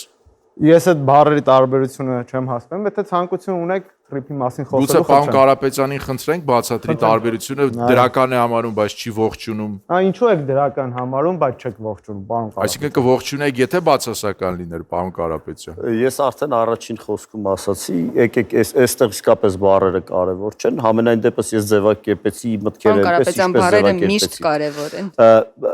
Այստեղ ամենակարևորը այդ որակումը չի, հա, ողջունում ենք, թե դրական ենք վերաբերում, թե հրաշալի ենք վերաբերում, փաստն է, որ ես ասացի այն, ինչ ասացի եւ ասացի դա այն բառերով, որ ասացի։ Համենայն դեպս օգտվելով ինձ շնորհված ժամանակից շնորհակալ եմ պարոն Քոչարյան, ես ուզում եմ անդրադառնալ ամենայն դեպս ձեր նախորդ բարձրացրած հարցին եւ Տիկին Կարապետյանն ասում է զոհերի թիվը ուռճացվում են, իհարկե տհաճ է դա եւ անընդունելի է ընդհանրապես որևէ փաստերի խեղաթյուրումը, բայց եթե մոտավորապես, հա, իշխանից թույլ է տալիս թվաբանության իմացությունը 3850-ին գումարում ենք շուրջ 200-ը 2022 թվականի սեպտեմբերին զոհված եւ գումարում են 23 թվականի սեպտեմբերին Արցախում զոհված շուրջ 500-ը, կարծես թե դառնում է 5000-ին մոտ։ Ես ինձ թույլ չեմ տա այնպիսի գրեիկ արտահայտություն, ինչպեսին արել է վարչապետ Փաշինյանը, որ պլյուս 50 մինուս 50 այդքան էական չի, բայց 5000-ին ավելի մոտ է, քան 3800-ին կարծում եմ թիվը, եւ այստեղ նաեւ Արթուր Օսիպյանի հարցի հետ կապված շատ լավ առիթ է, եթե ես հայտարարեմ, որ մենք հունիսի 7-ին բմբլահան ենք անելու Նիկոլ Փաշինյանին եւ նրա քաղաքական ուժին, այստեղից գնալու եմ կալանավայր, թե ոչ։ Պարոն Քոչարյան, ցանկանում եք արձագանքել պարոն Կարապետյանին։ Շնորհակալություն, պարոն Սահակյան, ձեր հերթն է Շատ հարցեր լավ, բայց ձևակերպելու։ ես ուզում եմ վերադառնանք մեր թեմայի քննարկմանը, եթե այս թեմաներով էլի քննարկում կազմակերպեք, խնդիր չկա, գրավիրեք, գանք խոսենք, եկեք վերադառնանք նորից թրիփին, որովհետև թրիփը նաև նրա մասին է, որ այլևս Հայաստանի Հանրապետության սահմաններին զինվորներ եւ առհասարակ քաղաքացիներ չզոհվեն։ Ճիշտն ասած ինձ ասել էին, որ ուժեղ Հայաստանից Սամվել Կարապետյանի թիմից պետքա մարդ կա։ Ես հարցս իր համար էի պատրաստել ճիշտն ասած, բայց հասկանում եմ նաև, որ 150 մմ-անոց հրանոթի մեջ 155 մմ-անոց արկ տեղադրող ուժը ստեղ անելու բան չուներ։ Ամեն դեպքում երևի թե որպես այդպես ելույթ ձևակերպեմ, Իրենց բացակայությունն էլ է, բայց տեխնիկական պատճառով։ Շատ լավ, ես հույս ունեմ իրենք դիտեն, հետո կպատասխանեն։ Սիրելի հայրենակիցներ, Սամվել Կարապետյանը վերջերս հայտարարել է, որ իրենք ստորագրելու են այն փաստաթղթերը ոնց որ կա, բայց գրածը չեն անելու։ Ըստ եզերական միտքը չէինք հասկանա, եթե փորփրեինք եւ գտնեինք, որ Սամվել Կարապետյանը ամերիկան ռեպորտի դուք հարց պիտի ձևակերպեք։ Շատ լավ, հարցն է ձևակերպում, բայց քանի որ ստեղ չեն, ըստ էության Ժամանակը ձեր հարցը ուղղել, եթե այստեղ չի ուժեղ Հայաստանի։ Չէ, ես ուղում եմ իրանք հետո կպատասխանեն, մի հարցը Տիկին Կարապետյանին հետո կուղեմ, բայց վերջացնեմ էլի այս թեման։ Ամերիկան ռեպորտի տվյալներով, այդ պատրաստած նյութով Սամվել Կարապետյանը, ով ուղիղ ֆինանսավորում է Ռուսաստանի պատերազմը Ուկրաինայի դեմ, գտնվում է պատժամիջոցների տակ։ Սամվել Կարապետյանը Եվրամիության առաջատար երկրների, բայց քանի որ արձագանքի հնարավորություն չեն ունենալու իրենք, կարծում եմ կանոնների մեր խախտում կլինի։ Խոսենք սրա մասին, սա շատ կարևոր է թրիփի այս ենթատեքստում։ Սամվել Կարապետյանը, որը որ Եվրամիության առաջատար երկրներից Ֆրանսիայում քրեական գործով է անցնում, էլի այդ եզերական մտքի մեջ է տեղավորվում եւ հարցս այն էր, որ օրինակ եթե Սամվել Կարապետյանը ինչ որ հրաշքով դառնար իշխանության տեր, եւ ինչպես էր հետ էր բանակցելու եւ ինչպես էր բանակցելու երկաթգծի հարցը, որովհետեւ այն շատ կարեւոր, եթե ոչ ամենակարևոր կոմպոնենտներից մեկն է թրիփի այս Հուսանք, որ այդ ուժի ներկայացուցիչները կլսեն եւ կարձագանքեն ձեզ հետ։ Ապավել կուզենաք որևիցե մեկին հարց ուղղել մասնակիցներից։ Շատ լավ, երկրորդ հարցը ուղղեմ Տիկին Կարապետյանին։ Տիկին Կարապետյան էլի մի փոքր պետքա շեղվեմ, բայց կապ ունի այս թեմայի հետ, որովհետև տեսեք, այստեղ հավաքվել ենք, հիմա տարբեր թեմաներից ենք խոսում, նոր շեղվեցինք թեմայից։ Ես ուզում եմ դուք ասեք որտեղ եք սխալվել եւ ինչու չեք արել այն, որ Հայաստանի ընտրություններին օրինակ չմասնակցեն Սպայդերմենը, չմասնակցի Քենիայի նախկին ոստիկանապետը, փոխոստիկանապետը, Սուպերմաման օրինակ, չմասնակցի Կալուգացի օլիգարխը եւ մասնակցեն քաղաքական ուժերը, քաղաքական խոսույթով, որպեսզի այսօր այստեղ իրոք խոսենք թրիփի օգուտներից եւ ցենզուրայի կոչ է կանում իշխանությանը։ Ոչ, ես ուզում եմ Տիկին Կարապետյանը ասի, թե իրենք ինչու ԿՀ-ին չեն տվել նման լիազորություն 8 տարվա մեջ, որտեղ է եղել։ Մեր սահմանադրությամբ օրենքներով բացառիկ իրավիճակներում գրանցված ուժերի չեղարկում գոյություն ունի, բայց դա իսկապես բացառիկ երևույթ է։ Հիմա ըստ էության անդառնամ ձեր թվարկած ուժերին ես կբաժանեի իրական երկու խմբի։ Այնտեղ կան ուժեր, որոնք իսկապես իրենց նպատակներում երբեմն դա նաև ուղիղ խոսքով արտահայտվում է Հայաստանի պետականությունն ու ինքնիշխանությունը զոհաբերելու քաղաքական օրակարգ ունեն։ Որ ուժերի մասին եք խոսում։ Պատերազմի եռագլուխ կուսակցությունը, այսինքն Սամվել Կարապետյանի, որը ոչ մի պաշտոն էլ Հայաստանում չի կարող զբաղեցնել օտարերկրյա քաղաքացի է, Ռոբերտ Քոչարյանի գլխավորած ուժը եւ Գագիկ Ծառուկյանի գլխավորած ուժը Հայաստանի պետականության եւ ինքնիշխանության նկատմամբ ոտնձգություն պլանավորող քաղաքական ուժեր են։ Իսկ եթե պլանավորում են այդ ոտնձգությունը դուք էլ իշխանություն Հիմա դրան եմ գալիս։ Հիմա սա իմ քաղաքական արձանագրումն է, քաղաքական արձագանքն է, բայց սա փաստվում է այն արտահայտությունները, որոնք այդ մարդիկ տարբեր շրջաններում արել են։ Պատերազմից անմիջապես հետո Գագիկ Ծառուկյանը ասում է Ռուսաստանի հետ նոր փաստաթուղթ պետք է ստորագրենք։ Երբեմն նրանք ուղիղ խոսքով են խոսել միութենական պետությանը միանալու վերաբերյալ։ Երբեմն էլ ավելի ուղիղ են ասել, որ Հայաստանի նման փոքր պետությունը այս տարածաշրջանում իրականում գոյության շանսեր եւ իրավունք չունի։ Չպետք է սահմանափակվի իր 29743 քառակուսի կիլոմետր տարածքով եւ այդպես շարունակ։ Եվ կան ուժեր, որոնք մի քիչ ավելի խաղարկային բնույթի քննադատություններ կարող են հնչեցնել, ես սրանց կտարանջատեի իրարից իրականում։ Եվ մեր օրենսդրությունը պետք է գործի ըստ դրվագի, եւ հետեւողականորեն, որովհետեւ մեզ համար շատ կարեւոր է, որ ինչպես 2021 թվականի ընտրություններից հետո հիշում ենք 680,000-ից ավել քաղաքացիներ ձևավորեցին կառավարող մեծամասնությունը մեր խորհրդարանում, բայց մոտ 250,000 քաղաքացի էլ ընդդիմադիր քվե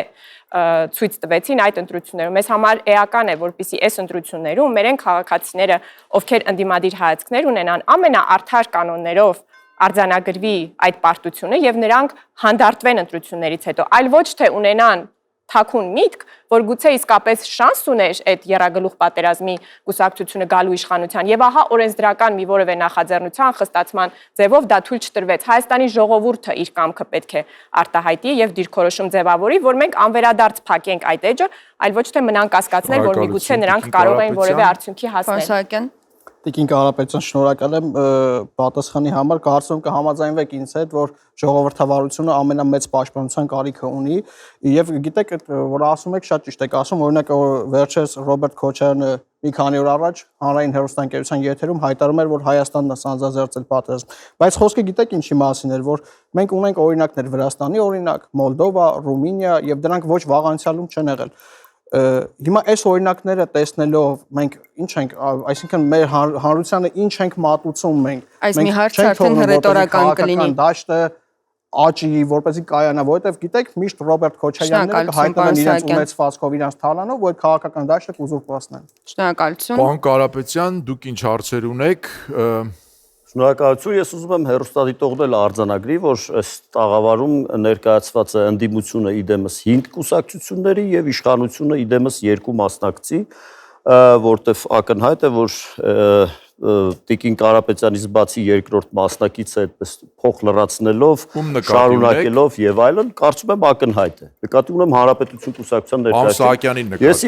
Ես իմ հարցը ուզում եմ ուղղել պարոն Ալեքսանդր Մինասյանին, քանի որ այս ռաունդի ընթացքում նա խոսելու հնարավորություն դեռ չի ունեցել։ Խնդրում եմ ավելի լայնորեն ներկայացրեք ձեր տեսակետը թրիփի հետ կապված կամ վերապահումները կամ առավելություններն ու Ես մինչև պարոն Մինասյան ներողություն եմ խնդրում, դուք նաև ունեք երկրորդ հարցի հնարավորություն։ Ես երկրորդ հարցն էլ արդեն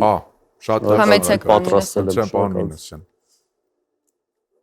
Նախ մեր տեսակետը հետևյալում է, որ անպայման կարգով արդեն ասացի, Հայաստանը պիտի ունենա զարգացում։ Եվ այդ զարգացման համար նրան անպայման կարգով անհրաժեշտ է ճանապարհներ։ Դա կլինի Հյուսիս-Հարավը,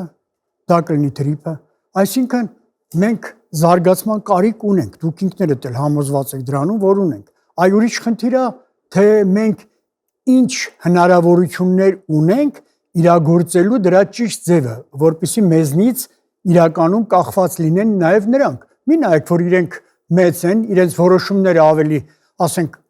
կայացված, չասեմ, ծանր տեղից են գալիս, իսկ մենք մի փոքր ավելի բան ենք, փոքր պետության կարգավիճակով ենք հանդես գալիս, բայց այդ պարագայում մենք հնարավորություն ունենք պետականորեն ուժեղացնելու մեր անվտանգային խնդիրը, որտեվ տեսեք, անվտանգությունը մենք բոլորս հասկանում ենք այնպես, որ դա բանակն է միայն։ Իրականում բոլորդ էլ գիտեք, որ դա բանակը չէ, բանակը անվտանգային խնդիրների 30-ից 40%-ն է, դա լավագույն դեպքում, ես ինքս որպես զինվորական դա հայտարարում եմ, ռազմական ակադեմիայի պետն եմ եղել ու շատ լավ գիտեմ եւ բոլոր պատերազմների մասնակից եմ, ամեն ինչ տեսել եմ իմ աչքերով։ Հիմա հարց է ծագում, մենք անում ենք խնդիրներ, որ մենք ունենանք բարձր հնարավորություններ։ Ես անձամբ կարծում եմ, որ եթե անում ենք անգամ, անում ենք շատ կիսատ։ Մենք կիսատ ենք աշխատում։ Օրինակ, երբ որ Մոնթե Մելքոնյան վարժարանը հիմնադրում էի, այն ժամանակ ես Վազգեն Սարգսյանին ասում էի, որ մենք չպետք է նայենք Մոնթե Մելքոնյան վարժարանը որպես հետախուզական դիվերսիոն, որպես գործողությունների հիմք։ Մենք պետք է նայենք, թե ինչպես ենք մենք աշխատում նաև մեր սփյուռքի հետ, որտեղ մենք սփյուռքը անտեսած ենք իրականում։ Շնորհակալություն պարոն Մինասյան, պարոն Կարապետյան, ցանկանում եք արձագանքել։ Շնորհակալ եմ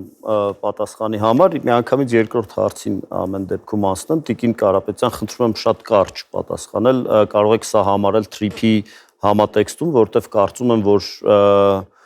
եւ առիթ ունեցել ենք նաեւ դրա մասին էլի խոսելու, կարծում եմ, որ մեր արտաքին ամուր քաղաքականության համար Հայաստանը պետք է ունենա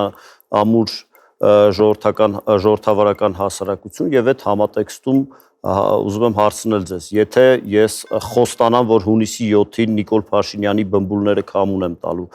դա կհամարվի հանցակազմ եւ ես ազատազրկում եմ ինձ սպառնում այդ դեպքում։ Շնորհակալ եմ, որ ինձ հնարավորություն տվեցիք այդ բացված թեմային անդրադառնալու, որովհետև պարոն Օսիպյանը այդ բառի համար չէ, որ նրա դեմ հարուցվել է քրեական գործ եւ նաեւ զոհերի թիվը ուռճացնելու համար չէ, որ հարուցվել է քրեական գործ եւ առհասարակ բառի համար չէ։ Այլ հետեւյալը, եթե դուք այս արտահայտությունը անելուց հետո նաեւ գնաք եւ հրապարակային միջոցառման ժամանակ գործողություններ ձեռնարկեք, ապա Հայաստանի Հանրապետության քրեական օրենսգրքի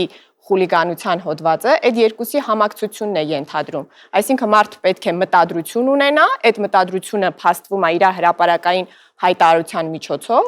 այդ հայտարարությունը այդ բառը կարող է պարունակել, կարող է չպարունակել, կարող է մեկ այլ բառ պարունակել եւ այնուհետեւ գործողության դիմելով։ Եթե օրինակ իրավապահները տեսնեն, որ մի որևէ անցորդ քաղաքացի մոտեցել է հավաքին եւ այդ հավաքը խաթարում է, վիրավորում է, օրինակ իմ արժանապատվությունը վիրավորվում է, երբ այդ ցավը ուռճացվում է։ Եթե դա տեղի ունենա սպոնտան, դա խուլիգանություն չէ, այդ եմ բացատրում, փորձեք մի քիչ ուշադիր լսել։ Եթե դա սպոնտան ակտ լինի, իրավապահները չեն ունենա հանցակազմի ամբողջությունը, որովհետև կմտածեն, որ մարդը նման մտադրություն չի ունեցել, պահի տակ տեսել է, ինքն էլ է հուզվել, բարկացել եւ պահի դրդման ներքո մոտեցել է եւ այդպիսի մի հատ իրավիճակ է ստեղծվել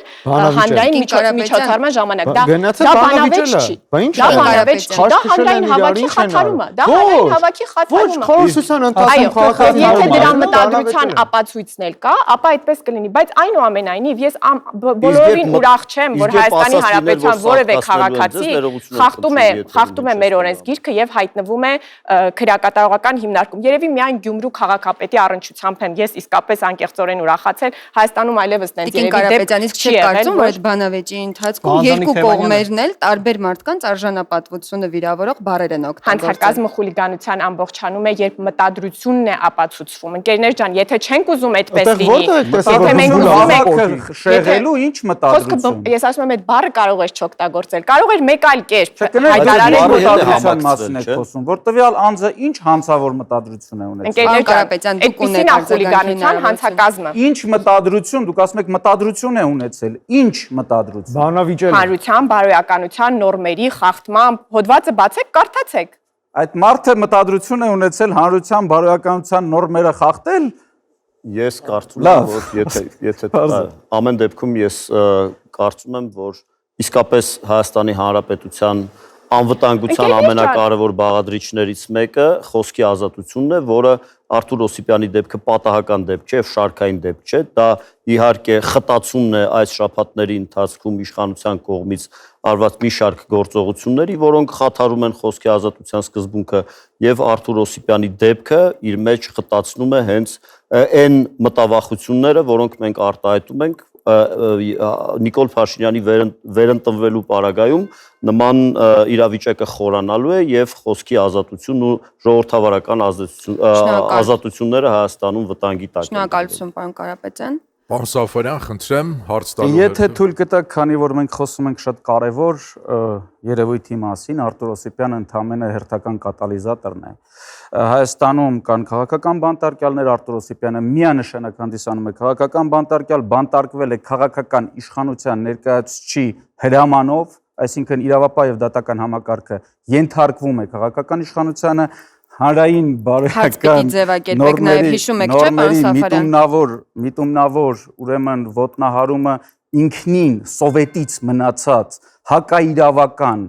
հակատրամաբանական ձևակերպում է, որովհետև յուրաքանչյուր մարդ իր բարոյական պատկերացումները ունի։ Այդ գործողությունը ակնհայտ ցույց է տալիս, որ ձեր իշխանությունը Սաֆարյան հարց ունեք մտքով մնացել է սովետում։ Ես ունեմ իշխանության ներկայացուցիչին կուզենայի ուղղել իմ հարցը հենց այս ուրեմն բանավեճի ընթացքում ձեր արտահայտած որոշ մտքերի վերաբերյալ։ Շատ կարճ, որովհետև ձեր ժամանակը ավարտվել է արդեն։ Հա, կներեք։ Դուք ասացիք, որ մենք ուզում ենք ԱՄՆ-ի հետ ռազմավարական մակարդակի հարաբերություններ հաստատել, ձևակերպեցիք ի հեճուկս ԱՄՆ-ի կամքին։ Կասեք, ինչի եք դուք կարծում, որ ԱՄՆ-ն չի ուզում մեր հետ նման ռազմավարական հարաբերություններ հաստատել։ Այն հանգամանքի բերումը, որ TRIP-ի շուրջ պայմանավորվածությունը ձեռք են բերել Հայաստանը եւ Միացյալ Նահանգները եւ այնպիսի դրվագ այդ բանակցություններում չի եղել, որ Միացյալ Նահանգները առաջարկի ավելին, Հայաստանը ասի չէ, չեմ ուզում։ Դա այն առավելագույնն է, որը Միացյալ Նահանգները պատրաստ է եղել Հայաստանի հետ ստորագրելու։ Եվ դուք սրան դեմ խոսեցիք, կարծես թե կա մի այլընտրանքային Միացյալ Նահանգներ, որը պատրաստ է Հարավային Կովկասում ունենալ Իսրայել։ Այդպեսի դիրքերից եք, չէ՞, դուք նաև հաճախ հանդես գալիս։ Ես Ոչ միայն Իսրայելը ունի այդ կարգավիճակը, Բրազիլիան ունի այդ կարգավիճակը։ Համարում եմ, որ դա անիրատեսական օրակարգ է եւ Հայաստանը չի կարող հետապնդել նման օրակարգ, հետեւաբար մենք պետք է գործ ունենանք այլ Միացյալ Նահանգների հետ։ Ինչու եք համարում, որ դա անիրատեսական է։ Դուք ասացիք համարում եք, բայց որովհետև ինչու։ դիտում եմ մյուս երկրների հարաբերությունները, այսինքն դիտում եմ, որ օրինակ մեր մյուս հարևանը Թուրքիան եւ Միացյալ Նահանգները ռազմաքաղաքական դաշինքի մեջ են, ՆԱՏՕ-ի մեջ են։ Դիտում եմ, որ Ադրբեջանը ունի շատ սերտ հարաբերություններ Իսրայելի հետ, որը ունի շատ սերտ հարաբերություններ Միացյալ Նահանգների հետ։ Դիտում եմ Իրանի հանգամանքը եւ այդպես շարունակ։ Այս ամեն ինչը որ դիտում եմ, հասկանում եմ, որ Միացյալ Նահանգները Հարավային Կովկասում չի կարող ունենա երկրորդ Իսրայել։ Հասկացա, ես արձագանքել կարող եմ։ Կարող եք։ Նայեք, դուք գտնվում եք ռուսական զոնայում, դուք գտնվում եք ԵԱՏՄ-ում, դուք գտնվում եք ԱՊՀ-ում, դուք գտնվում եք ՀԱՊԿ-ում եւ ասում եք, որ ԱՄՆ-ի հետ ռազմավարական հարաբերությունները այսպիսի պայմաններում իրատեսական չեն։ Իհարկե իրատեսական չեն։ Մի հատ էլ մտնեք միութենական պետություն եւ ասեք իրատեսական չեն։ Իսկ ինչ վերաբերում է, որ ԱՄՆ-ն չի առաջարկել։ Պարոն Սաֆարյան, ես ներողություն եմ։ Կներեք, բայց դուք պիտի առաջարկեք։ Դուք ունեք այլ հարց։ Ես ունեմ երկրորդ հարցը։ Բայց Տիկին Կարապետյանին չեք կարող ուղղել, պետք է այլ մարդ ուղղեք։ Այլ մասնակցի։ Խնդրում եմ ուղղեք այլ մարդ։ Ես գործընկերոջս կուղեմ, քանի որ ես համաձայն եմ, որ ձեր կուսակցությունը Հանրապետություն կուսակցությունը եւ նաեւ իր ուրեմն հայտարարությունով ակնհայտորեն հանդիսանում է ուրեմն իշխանություններին ուղեկցող կուսակցություն, այդ պարագայում դրա համար ձեզ կուղեմ, կարծեմ դուք եք ընդունում, որ այն բրոշկեն, ինչպես ձևակերպվեց Հայաստանի Հանրապետության քարտեզ է անվանում իշխանությունը, կարծում եմ դուք եք դա ընդունում եւ կարող եք ասել, թե ըստ ինչի է դա Հայաստանի Հանրապետության քարտեզը։ Այսինքն միջազգային որևիցե փաստաթղթի կարող եք հղում կատարել։ Շնորհակալություն։ Ճիշտն ասած, ես էլի չհասկացա ձեր հարցը, այս մեր քննարկման կոնտեքստում ինչին է քննարկման մեջ բարձրացվեց այդ հարցը, քննարկման մեջ տարբեր հարցեր բարձրացրեցինք, ես չեմ կարծում, որ իշխանությունը ինչ որ տեղ է գնում, որ մենք էլ իրանց ուղեկցում ենք, այո, ձեր պատկերացումները Եվրոպա չի գնում իշխանությունը։ Դե այդպես իշխանությունը չէ, մեր երկիրը, այո, կամաց գնում է դեպի Եվրամիություն եւ ճիշտ ուղղությունը դա է։ Ես հասկանում եմ, որ ընդդիմադիր ուժի պատկերացումը ձեր համար մի փոքր այլ է, ընդ որում ասում եմ, հանդիսանալով ավելի արևմտամետ ուժ, չգիտեք ինչա գրված TRIP-ի մեջ, օրինակ։ Այդեպ ես շատ լավ գիտեմ։ Չեք կարդացել, որովհետև ասում եք այդտեղ օտար երկրյա ինչ որ բանի ա տրվում։ Օտար երկրյա կազմակերպություն։ Ես հասկանում եմ, պետք է շարունակեք մի ուժի խոսակցություն, ով այսօր ըստ քննչական կոմիտեի հայրենիքի համար դավաճանության մեջ մեղադրվող Անդրանիկ Քոչարյանի հետ համագործակցում էր Երևանի քաղաքապետարանի շրջանակներում։ Պարոն Սահակյան, երբ է համագործակցել այդ ուժը։ Ես կարծում եմ, որ քաղաքապետարանի նիստերը նայեք, կտեսնեք երբ է համագործակցել, ինչի շուրջ է համագործակցել եւ այսօր դրա մասին չխոսենք։ Մեկ այլ բանավեճում կարող ենք խոսել, խնդրում եմ ինձ մի ընդհատեք, շարունակեմ։ Եվ այո, Հանրապետություն կուսակցությունը միակ քաղաքական ուժն է, որ հայտարարում է, որ պատրաստ է քաղաքացիական պայմանագրի հետ կոալիցիա կազմել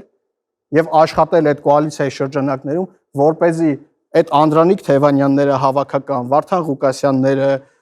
Ռոբերտ Քոչարյանները եւ Սամվել Կարապետյանները երբեք այս երկրում իշխանություն չունենան։ Հասկացա, դա ձեր խնդիրն է, հարցը նրանում է, դուք երևի նույնպես համարում եք, որ սովետական Հայաստանի բրոշկեն, քանի որ աջակցում եք այս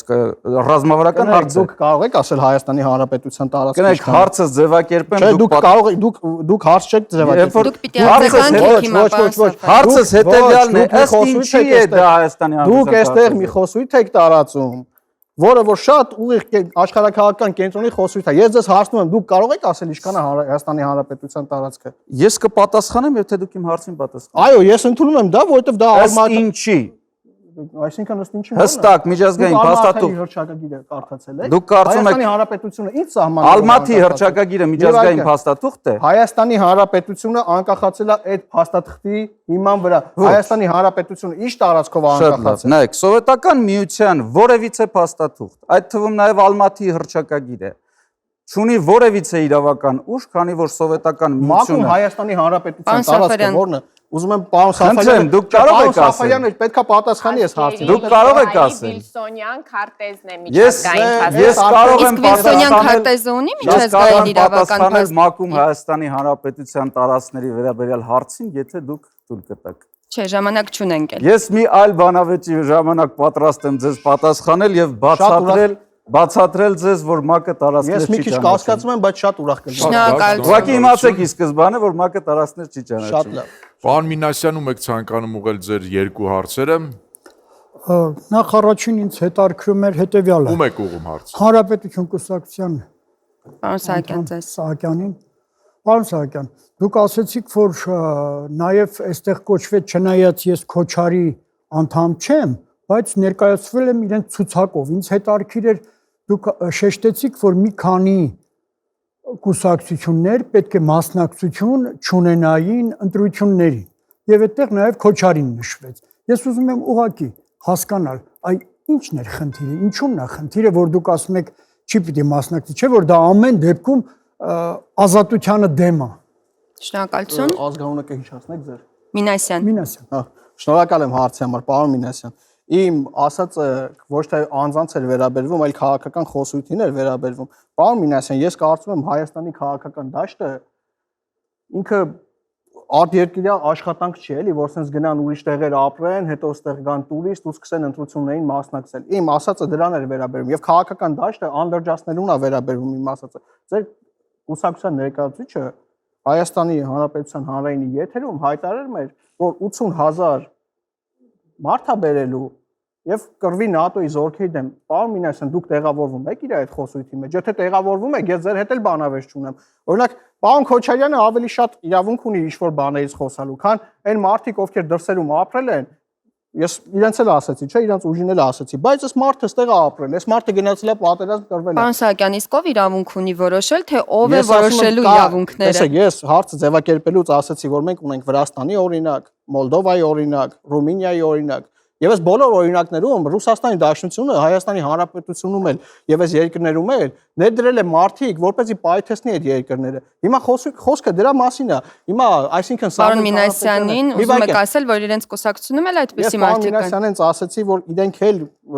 տեղավորվում են այդ խոսույթի մեջ, այդ անձը, որ մասնակցում է, տեղավորվում է այդ խոսույթի մեջ։ Բայց գլխավոր հարցը Սամվել Կարապետյանի մասին է։ Մարդ, որ Վլադիմիր Պուտինի անձնական օլիգարխն է, մարդ, որ ֆինանսավորում է Ռուսաստանի պատերազմը Ուկրաինայի դեմ, ինչ գործ ունի հայկական քաղաքական դաշտում Ռոբերտ Քոչարյանը, որ ասում է Հայաստանի Հանրապետությունը հրահրել է պատերազմ։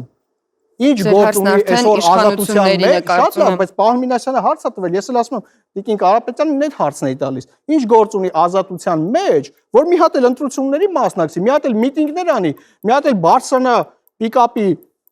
թափքին ու ասի կուզով, այդ կուզով բառը լրիվ Ռոբերտ Քոչարյանի քաղաքական կարիերան է։ Պարոն Մինասյան, ցանկանում եք արձագանքել։ Ձեզ բավարարեց պարոն Սահակյանի բացատրությունը։ Ճիշտն ասած, ինձ կբավարարի այն ժամանակ, որ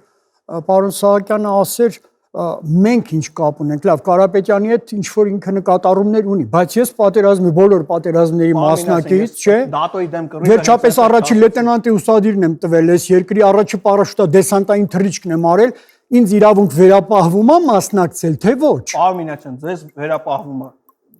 Այդ դեպքում ինչու կուսակցության։ Պարոն Սահակյանն ուզում է այլ ցուցակով մասնակցել։ Չէ, պարոն Մինասյան, ամենայն հարգանքով ձեր հանդեպ, բայց ասում եմ, այդ մարդը, ով ներկայացնում է ձեր կուսակցությունը, մի հատ խոսույթ է բերել հայկական քաղաքական Անուն ունի այդ մարդը, պարոն Սահակյան։ Ես չեմ ճանաչում։ Արտակ Սարգսյան։ Լավ, հիմա դուք պարոն Մինասյան, ես ձեզ հարց տվեցի, ասեցի դուք տեղավորվում եք այդ իր ասացի կոնտեքստում, որ պետք է 80,000 մարդ բերել, որպեսզի ՆԱՏՕ-ի դեմ կռվել։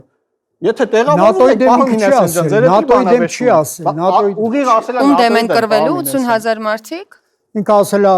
բերենք, որպեսզի հայ երիտասարդները չզոհվեն։ Չէ, պարոն Մինասյան ջան, ինքը խոսում էր Թուրքիայի մասին, Թուրքիան հանդիսանում է ՆԱՏՕ-ի անդամ պետություն։ Լավ, ես համաձայն եմ։ Դուք երկրորդ հարցը պիտի ձևակերպեք, եթե ունեք երկրորդ հարց։ Ունեք երկրորդ հարց։ Ունեմ, իհարկե։ Ունեք Համեցեք։ երկրորդ հարց տալ։ Այո։ Խնդրեմ։ Ում եք ցանկանում ուղղել։ Ես կուզեի մեր ներկայացուցիչին Տիկին Կարապետյան։ Տիկին Կարապետյանին դիմել, Տիկին Կարապետյան, ինչպես եք տեսնում,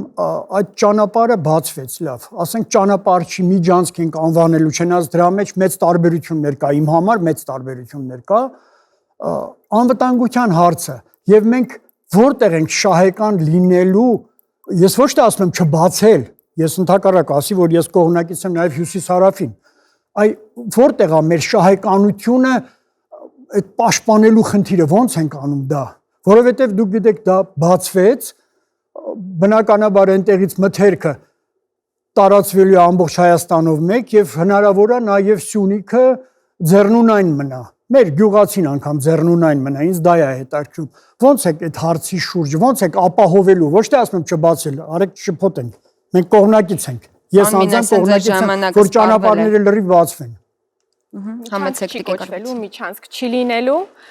եւ Trip նախագիծը նաեւ միայն ճանապարհ չէ, այն նաեւ գազատար է, մալուխ է եւ այն կարող է լինել ոչ միայն Սյունիքի մարզում, այլ ամբողջ Հայաստանի Հանրապետության տարածքում եւ ինքը այն կատալիզատորն է, որը ապահովելու է, որ Հայաստանի Հանրապետության Սյունիքի մարզը երկաթգծով կապվի Նախիջևանի տարածքով Երևանի հետ, Երևանը Գյումրին, Գյումրին Կարսի հետ։ Այդպիսով մենք նաև երկաթուղի ենք ունենալու Երևանից Նախիջևանի տարածքով դեպի Իրան։ Եվ ես արդեն իսկ շեշտեցի, որ մյուս գործող երկաթգծերը զուտ են փաստի բերումով, որ կա քաղաքական պայմանավորվածություն ու համաձայնագիր, գործող ենթակառուցվածքները արդեն Հայաստանի համար բացված են։ Իրականում մեր գյուղատնտեսին պաշտպանելու խնդիրը այն ամենալավ խնդիրն է, որ մենք կարող ենք երբևէ ունենալ համեմատած այն անվտանգային սուր կարիքների հետ, որ Հայաստանը փորձել է լուծել անցած տասնամյակների ընթացքում։ Մենք փակել ենք հակամարտության էջը եւ մենք թևակողում ենք զարգացման դարաշրջան, որտեղ ձեր մատնանշած խնդիրները շատ լավ խնդիրներ են,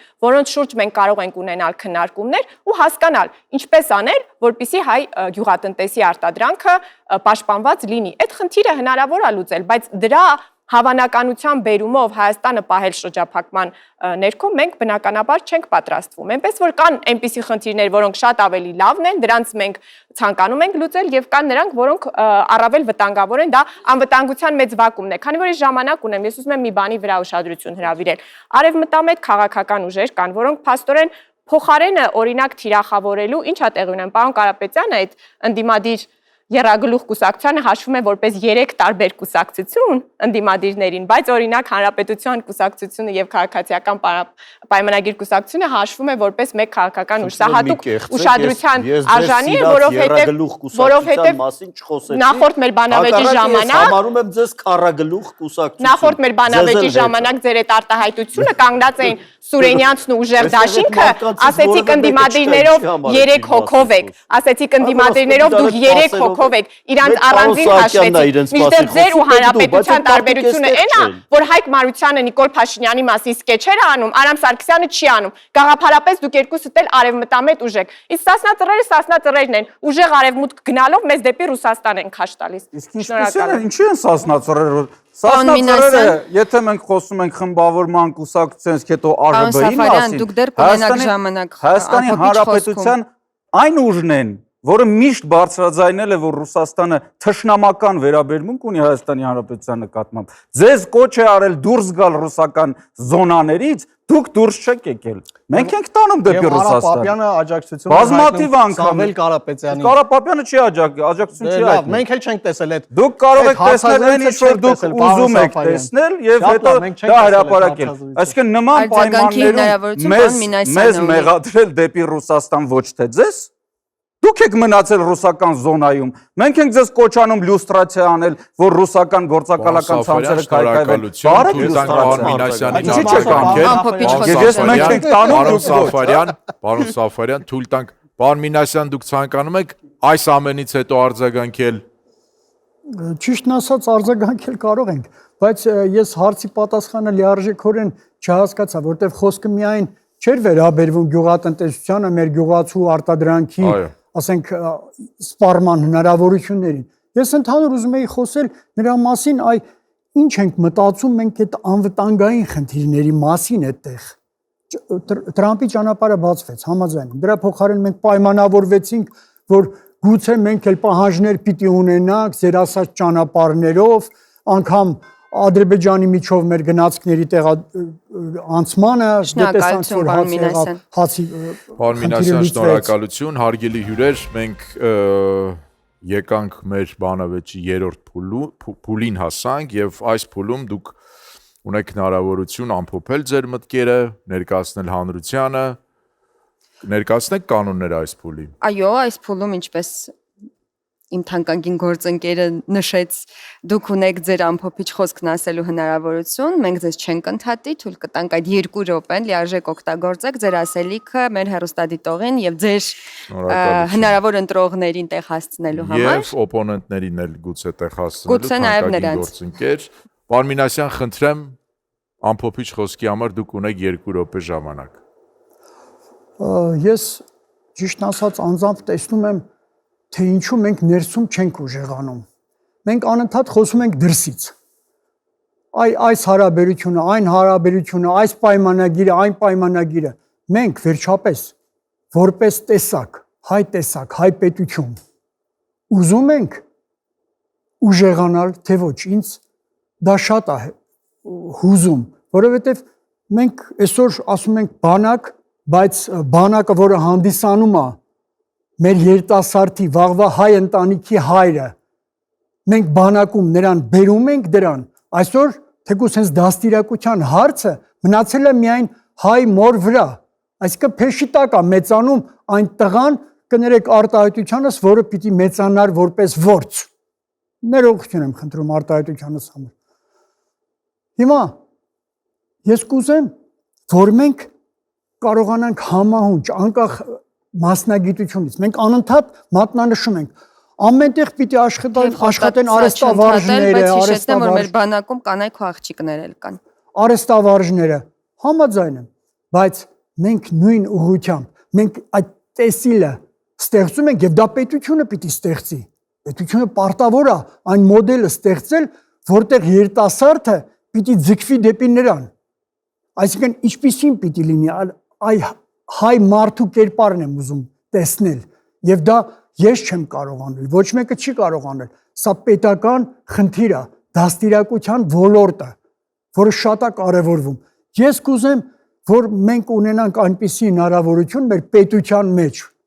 որ մենք կարողանանք այդ մարդուն ձևավորել, այդ երեխային ձևավորել։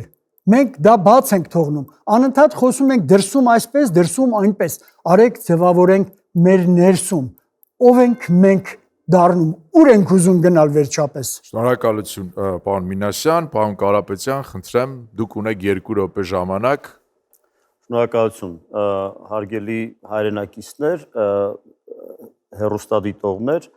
եւ ներկաներ, մենք այսօր փորձում ենք խոսել TRIP-ի մասին, թերևս դա թվում է թե շատ նեղ թեմա է քննարկման համար եւ կարծեմ այս տաղավարում ամիսներ առաջ մի շատ լավ փորձագիտական բանավեճ տեղի ունեցավ, որտեղ փորձագետները տարբեր ասպեկտներից ներկայացնում էին այդ նախագծի դրական կողմերը եւ նաեւ այն ինչ ավելին կարող էր ստանալ Հայաստանի Հանրապետությունը, օրինակ Հայաստանի Հանրապետությունը 26% մասնաբաժնի փոխարեն միգուցե ավելին կարող էր ստանալ, եթե մինչև 25 թվականի օգոստոսի 8-ը Հայաստանի Հանրապետության կառավարությունը ավելի հետևողական լիներ կամ ավելի վճռական լիներ եւ կոնկրետ ինչ-որ ինֆրաստրուկտուրաներ ստեղծած լիներ տարածքում, հա, գետնի վրա, այսպես ասած թանկացնելով այն բանի արժեքը ինչ ինքը պատրաստվում էր առաջարկել։ Դա չի արվել, դա թողնենք մի կողմ։ Նոր ուժ ռեֆորմիստական կուսակցությունը, որը եվրոպական տիպի սոցիալ-դեմոկրատական կուսակցություն է, որի լիդերը Երևանի նախկին քաղաքապետ Հայկ Մարությանն է, առաջարկում է բարիդրացիական հարաբերություններ տարածաշրջանի որևէ երկրի հետ կամ աշխարհում որևէ երկրի հետ։ Պետք է բացել, պարոն Մինասյանն ասում է նաև հյուսիս-հարավը, պետք է բացել հյուսիս-հարավ, արևելք, արևմուտք, հյուսիս-արևմուտքից հարավ-արևելք բոլոր հնարավոր ճանապարհները եւ բաց լինել հարևանների հետ եւ մեր մյուս գործընկերների հետ։ Միևնույն ժամանակ դա չպետք է անել մեր ինքնության վերախմբագրումների հաշվին։ Մենք դրական ենք վերաբերում օգոստոսի 8-ի համաձայնագրերը, մենք համարում ենք, որ Հայաստանը պետք է ստորագրի այդ համաձայնագրերը Ադրբեջանի հետ առանց նախապայմանների եւ մասնավորապես սահմանադրության փոփոխությունը դրա հետ կապված մենք համարում ենք ական, որը դրված է մեր պետականության եւ մեր ինքնության հիմքում։ Շնորհակալություն։ Անպայման հունիսի 7-ին գնացեք ընտրությունների։ Ադրբեջանը այդ ականները դեռ կշատացնի, դա միակը չէ։ Ձեր հերթն է։ Մեր վիճակը գնալով ծանրանում է մեր երկրի վիճակը։ Թշնամին գնալով փաթաթվում է մեր պարանոցին։ Սյունիքը արդեն օղակի մեջ է։ Գեղարքունիքում կառուցել է պլացդարմ հարձակվելու համար։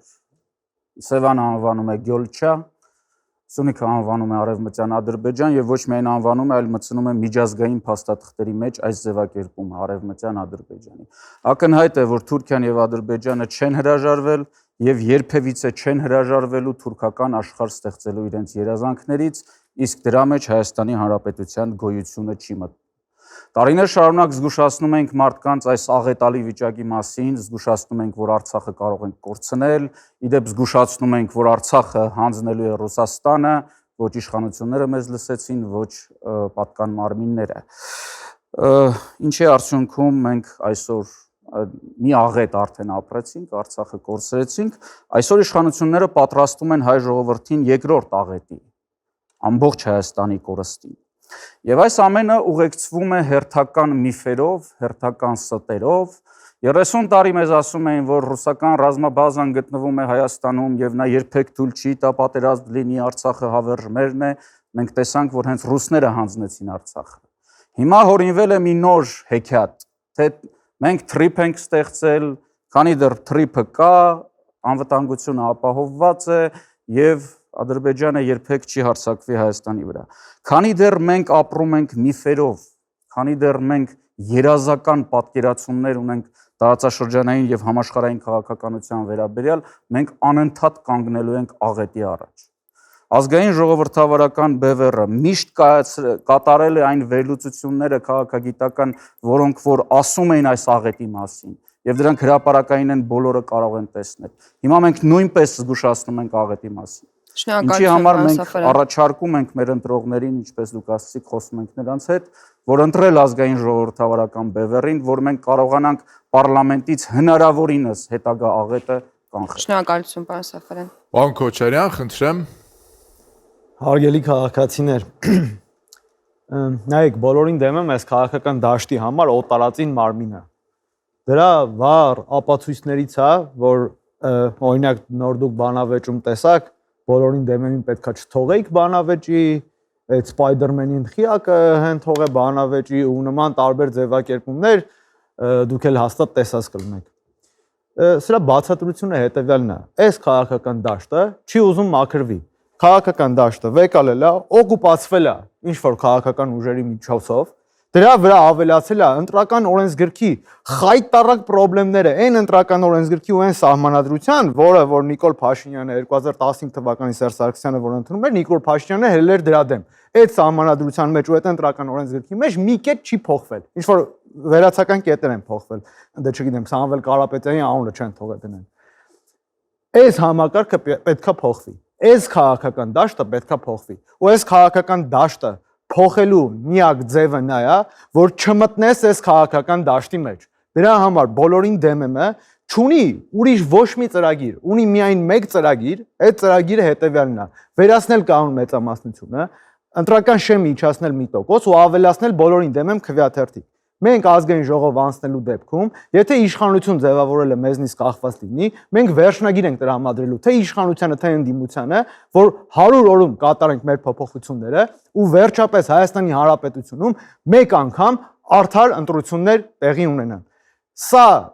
իրականացնելու համար ձեզնից պահանջվում է գնալ ընտրություններին հունիսի 7-ին ու քվեարկել համար 2 բոլորին դեմ եմ։ Շնորհակալություն, պարոն Քոչարյան, պարոն Սահակյան։ Շնորհակալություն, սիրելի հայրենակիցներ,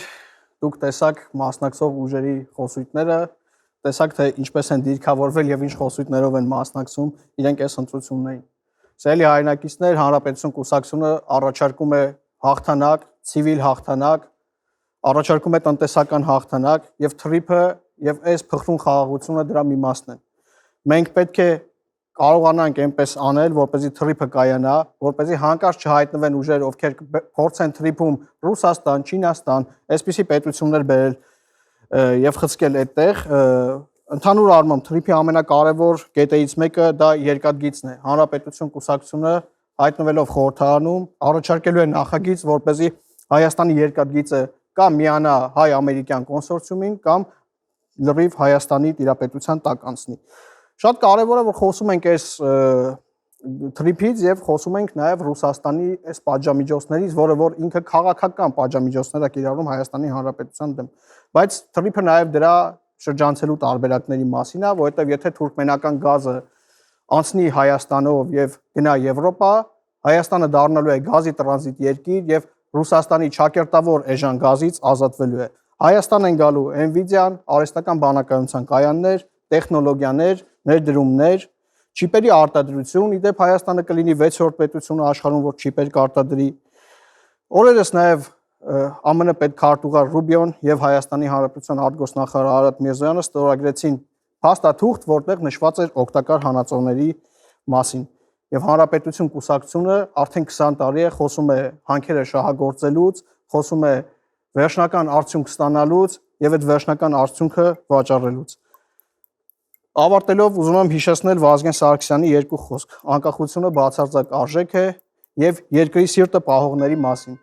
Հարգելի հայրենակիցներ, վստահ գնացեք ընտրեք համար 11-ին, պահեք այս երկրի սիրտը եւ օրվա խորհրդով քվեարկեք ձեր ապագայի, ձեր երեխաների ու Հայաստանի համար։ Շնորհակալություն։ Շնորհակալություն։ Տիկին Կարապետյան, խնդրեմ։ Շնորհակալ եմ։ Սիրելի ժողովուրդ, մենք հաստատել ենք խաղաղություն։ Դուք արդեն կարող եք կարդալ երկու համաձայնագրերը, որոնք ապահովում են այս խաղաղության ճարտարապետությունը։ Մեկը Հայաստան-Ադրբեջան խաղաղության համաձայնագիրն է, որը նախաստորագրվել է եւ հրապարակվել։ Մյուսը բոլորովին վերջերս TRIP նախագծի շուրջ Հայաստանի եւ Միացյալ Նահանգների միջև նախաստորագրված եւ կրկին հրապարակված համաձայնագիրն է։ Սա շատ կարեւոր է, որ ընտրությունների մենք գնում ենք այս երկու տեքստերը մեր աչքի առջև ունենալով եւ տեսնելով, որ Հայաստանի կառավարող ուժը իսկապես կարողացել է նախորդ տարիներին իր պայքարի միջոցով ամրագրել Հայաստանի ինքնիշխանության, իրավազորության, տարածքային ամբողջականության ներքո խաղաղություն Հարավային Կովկասում։ Այսինքն մենք մեր նախընտրական խոստումը բացելու խաղաղության դարաշրջան կատարել ենք։ Նաև մենք շարունակելու ենք մեր մյուս ծրագրերը, այն է տնտեսական բազմազանեցումը։ Եվ փաստարկը, որը ես կցանկանայի օգտագործել, որ այս առումով մենք եւս հաջողելու ենք, նախորդ օրը տեղի ունեցած շքերթն է։ Ինչպես դուք տեսաք, Հայաստանը արդեն իսկ հաջողել է մի այլ առավել բարդ ոլորտում, այն է ռազմական ոլորտում կատարել բազմազանեցում, եւ այլևս մենք չունենք գերկախվածություն մեկ երկրից այս հարցում։ Նույնը մենք կանենք նաև տնտեսության ոլորտում, եւ Հայաստանը այլևս երբեք չի հայտնվի այն փակուղու մեջ, որի մեջ գտնվել է նախորդ մի քանի տասնամյակներում, որտեղ անվտանգություն ապահովելու համար ստիպված է եղել իր ամենաթանկագինը վճարել, այն է մարդկային կյանքեր, այն է իր կրիտիկական ենթակառուցվածքները։ Նաև ցանկանում եմ ասել, որ Հայաստանի քաղաքացիներին խնդրում եմ, որ ուշադրություն չդարձնեն, թե անաչառ սոցիոլոգիական հարցումները ինչ են ասում ընտրություններում քաղաքացիական պայմանագիր կուսակցության հաղթանակի ապահով լինելու մասին։ Այդ հաղթանակը առանց ձեր մասնակցության հնարավոր չի լինի։ Եվ մենք ձեզ խնդրում ենք, որ հունիսի 7-ին անպայման գնաք ընտրությունների, վերցնեք 16-րդ քվեաթերթիկը եւ տեր կանգնեք մեր պետությանը, մեր ժողովրդավարությանը, ապագային եւ խաղաղությանը։ Շնորհակալություն Տիկին Կարապետյան, Տիկին Գաբրելյան։ Շնորհակալություն։ Չափազանց կարևոր են այն սկզբունքները, որոնք ընկած են արտաքին քաղաքականության իրականացման հիմքում։ Ես նշեմ մի քանի սկզբունք, որոնք մեր քաղաքական ուժը կարևորում է արտաքին քաղաքական գործընթացներում,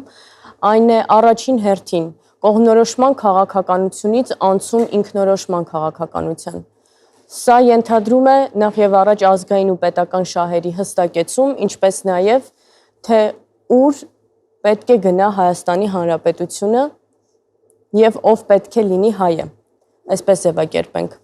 Հաջորդը չպետք է առաջնորդվել հակաների քաղաքականությամբ արտաքին քաղաքական գործընթացներում եւ պետք է զերծ մնալ Հայաստանի Հանրապետությունը բախման որևէ գոտի դարձնելուց արտաքին այլ ուժերի կողմից։ Բայց որ ամենակարևորն է, Խաղաղության օրակարգի հիմքում պետք է ընկած լինի ուժային բալանսի վերականգնումը եւ հավասարակշռումը։ Սա առանցքային կարևորություն ունի, բայց որ ամենակարևորն է, արտաքին քաղաքականությունը սկսում է ներքին քաղաքականությունից, հետեւաբար, քանի որ մեր քաղաքացիները մի քանի օրից մասնակցելու են ազգային ժողովի հերթական ընտրություններին, իմ կոչը հետեւյալն է, որ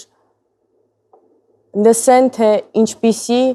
տեսլական են Հայաստանի Հանրապետության ապագայի, ինչպիսի տեսլական են առաջարկում ուժերը։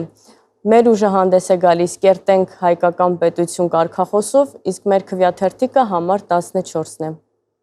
Շնորհակալություն Տիկին Գաբրիելյան, հարգելի ունկնդիրներ, մենք ավարտեցինք բուն բանավեճի հերթական թողարկումը, այսօր փորձեցինք խոսել նաև թրիփից։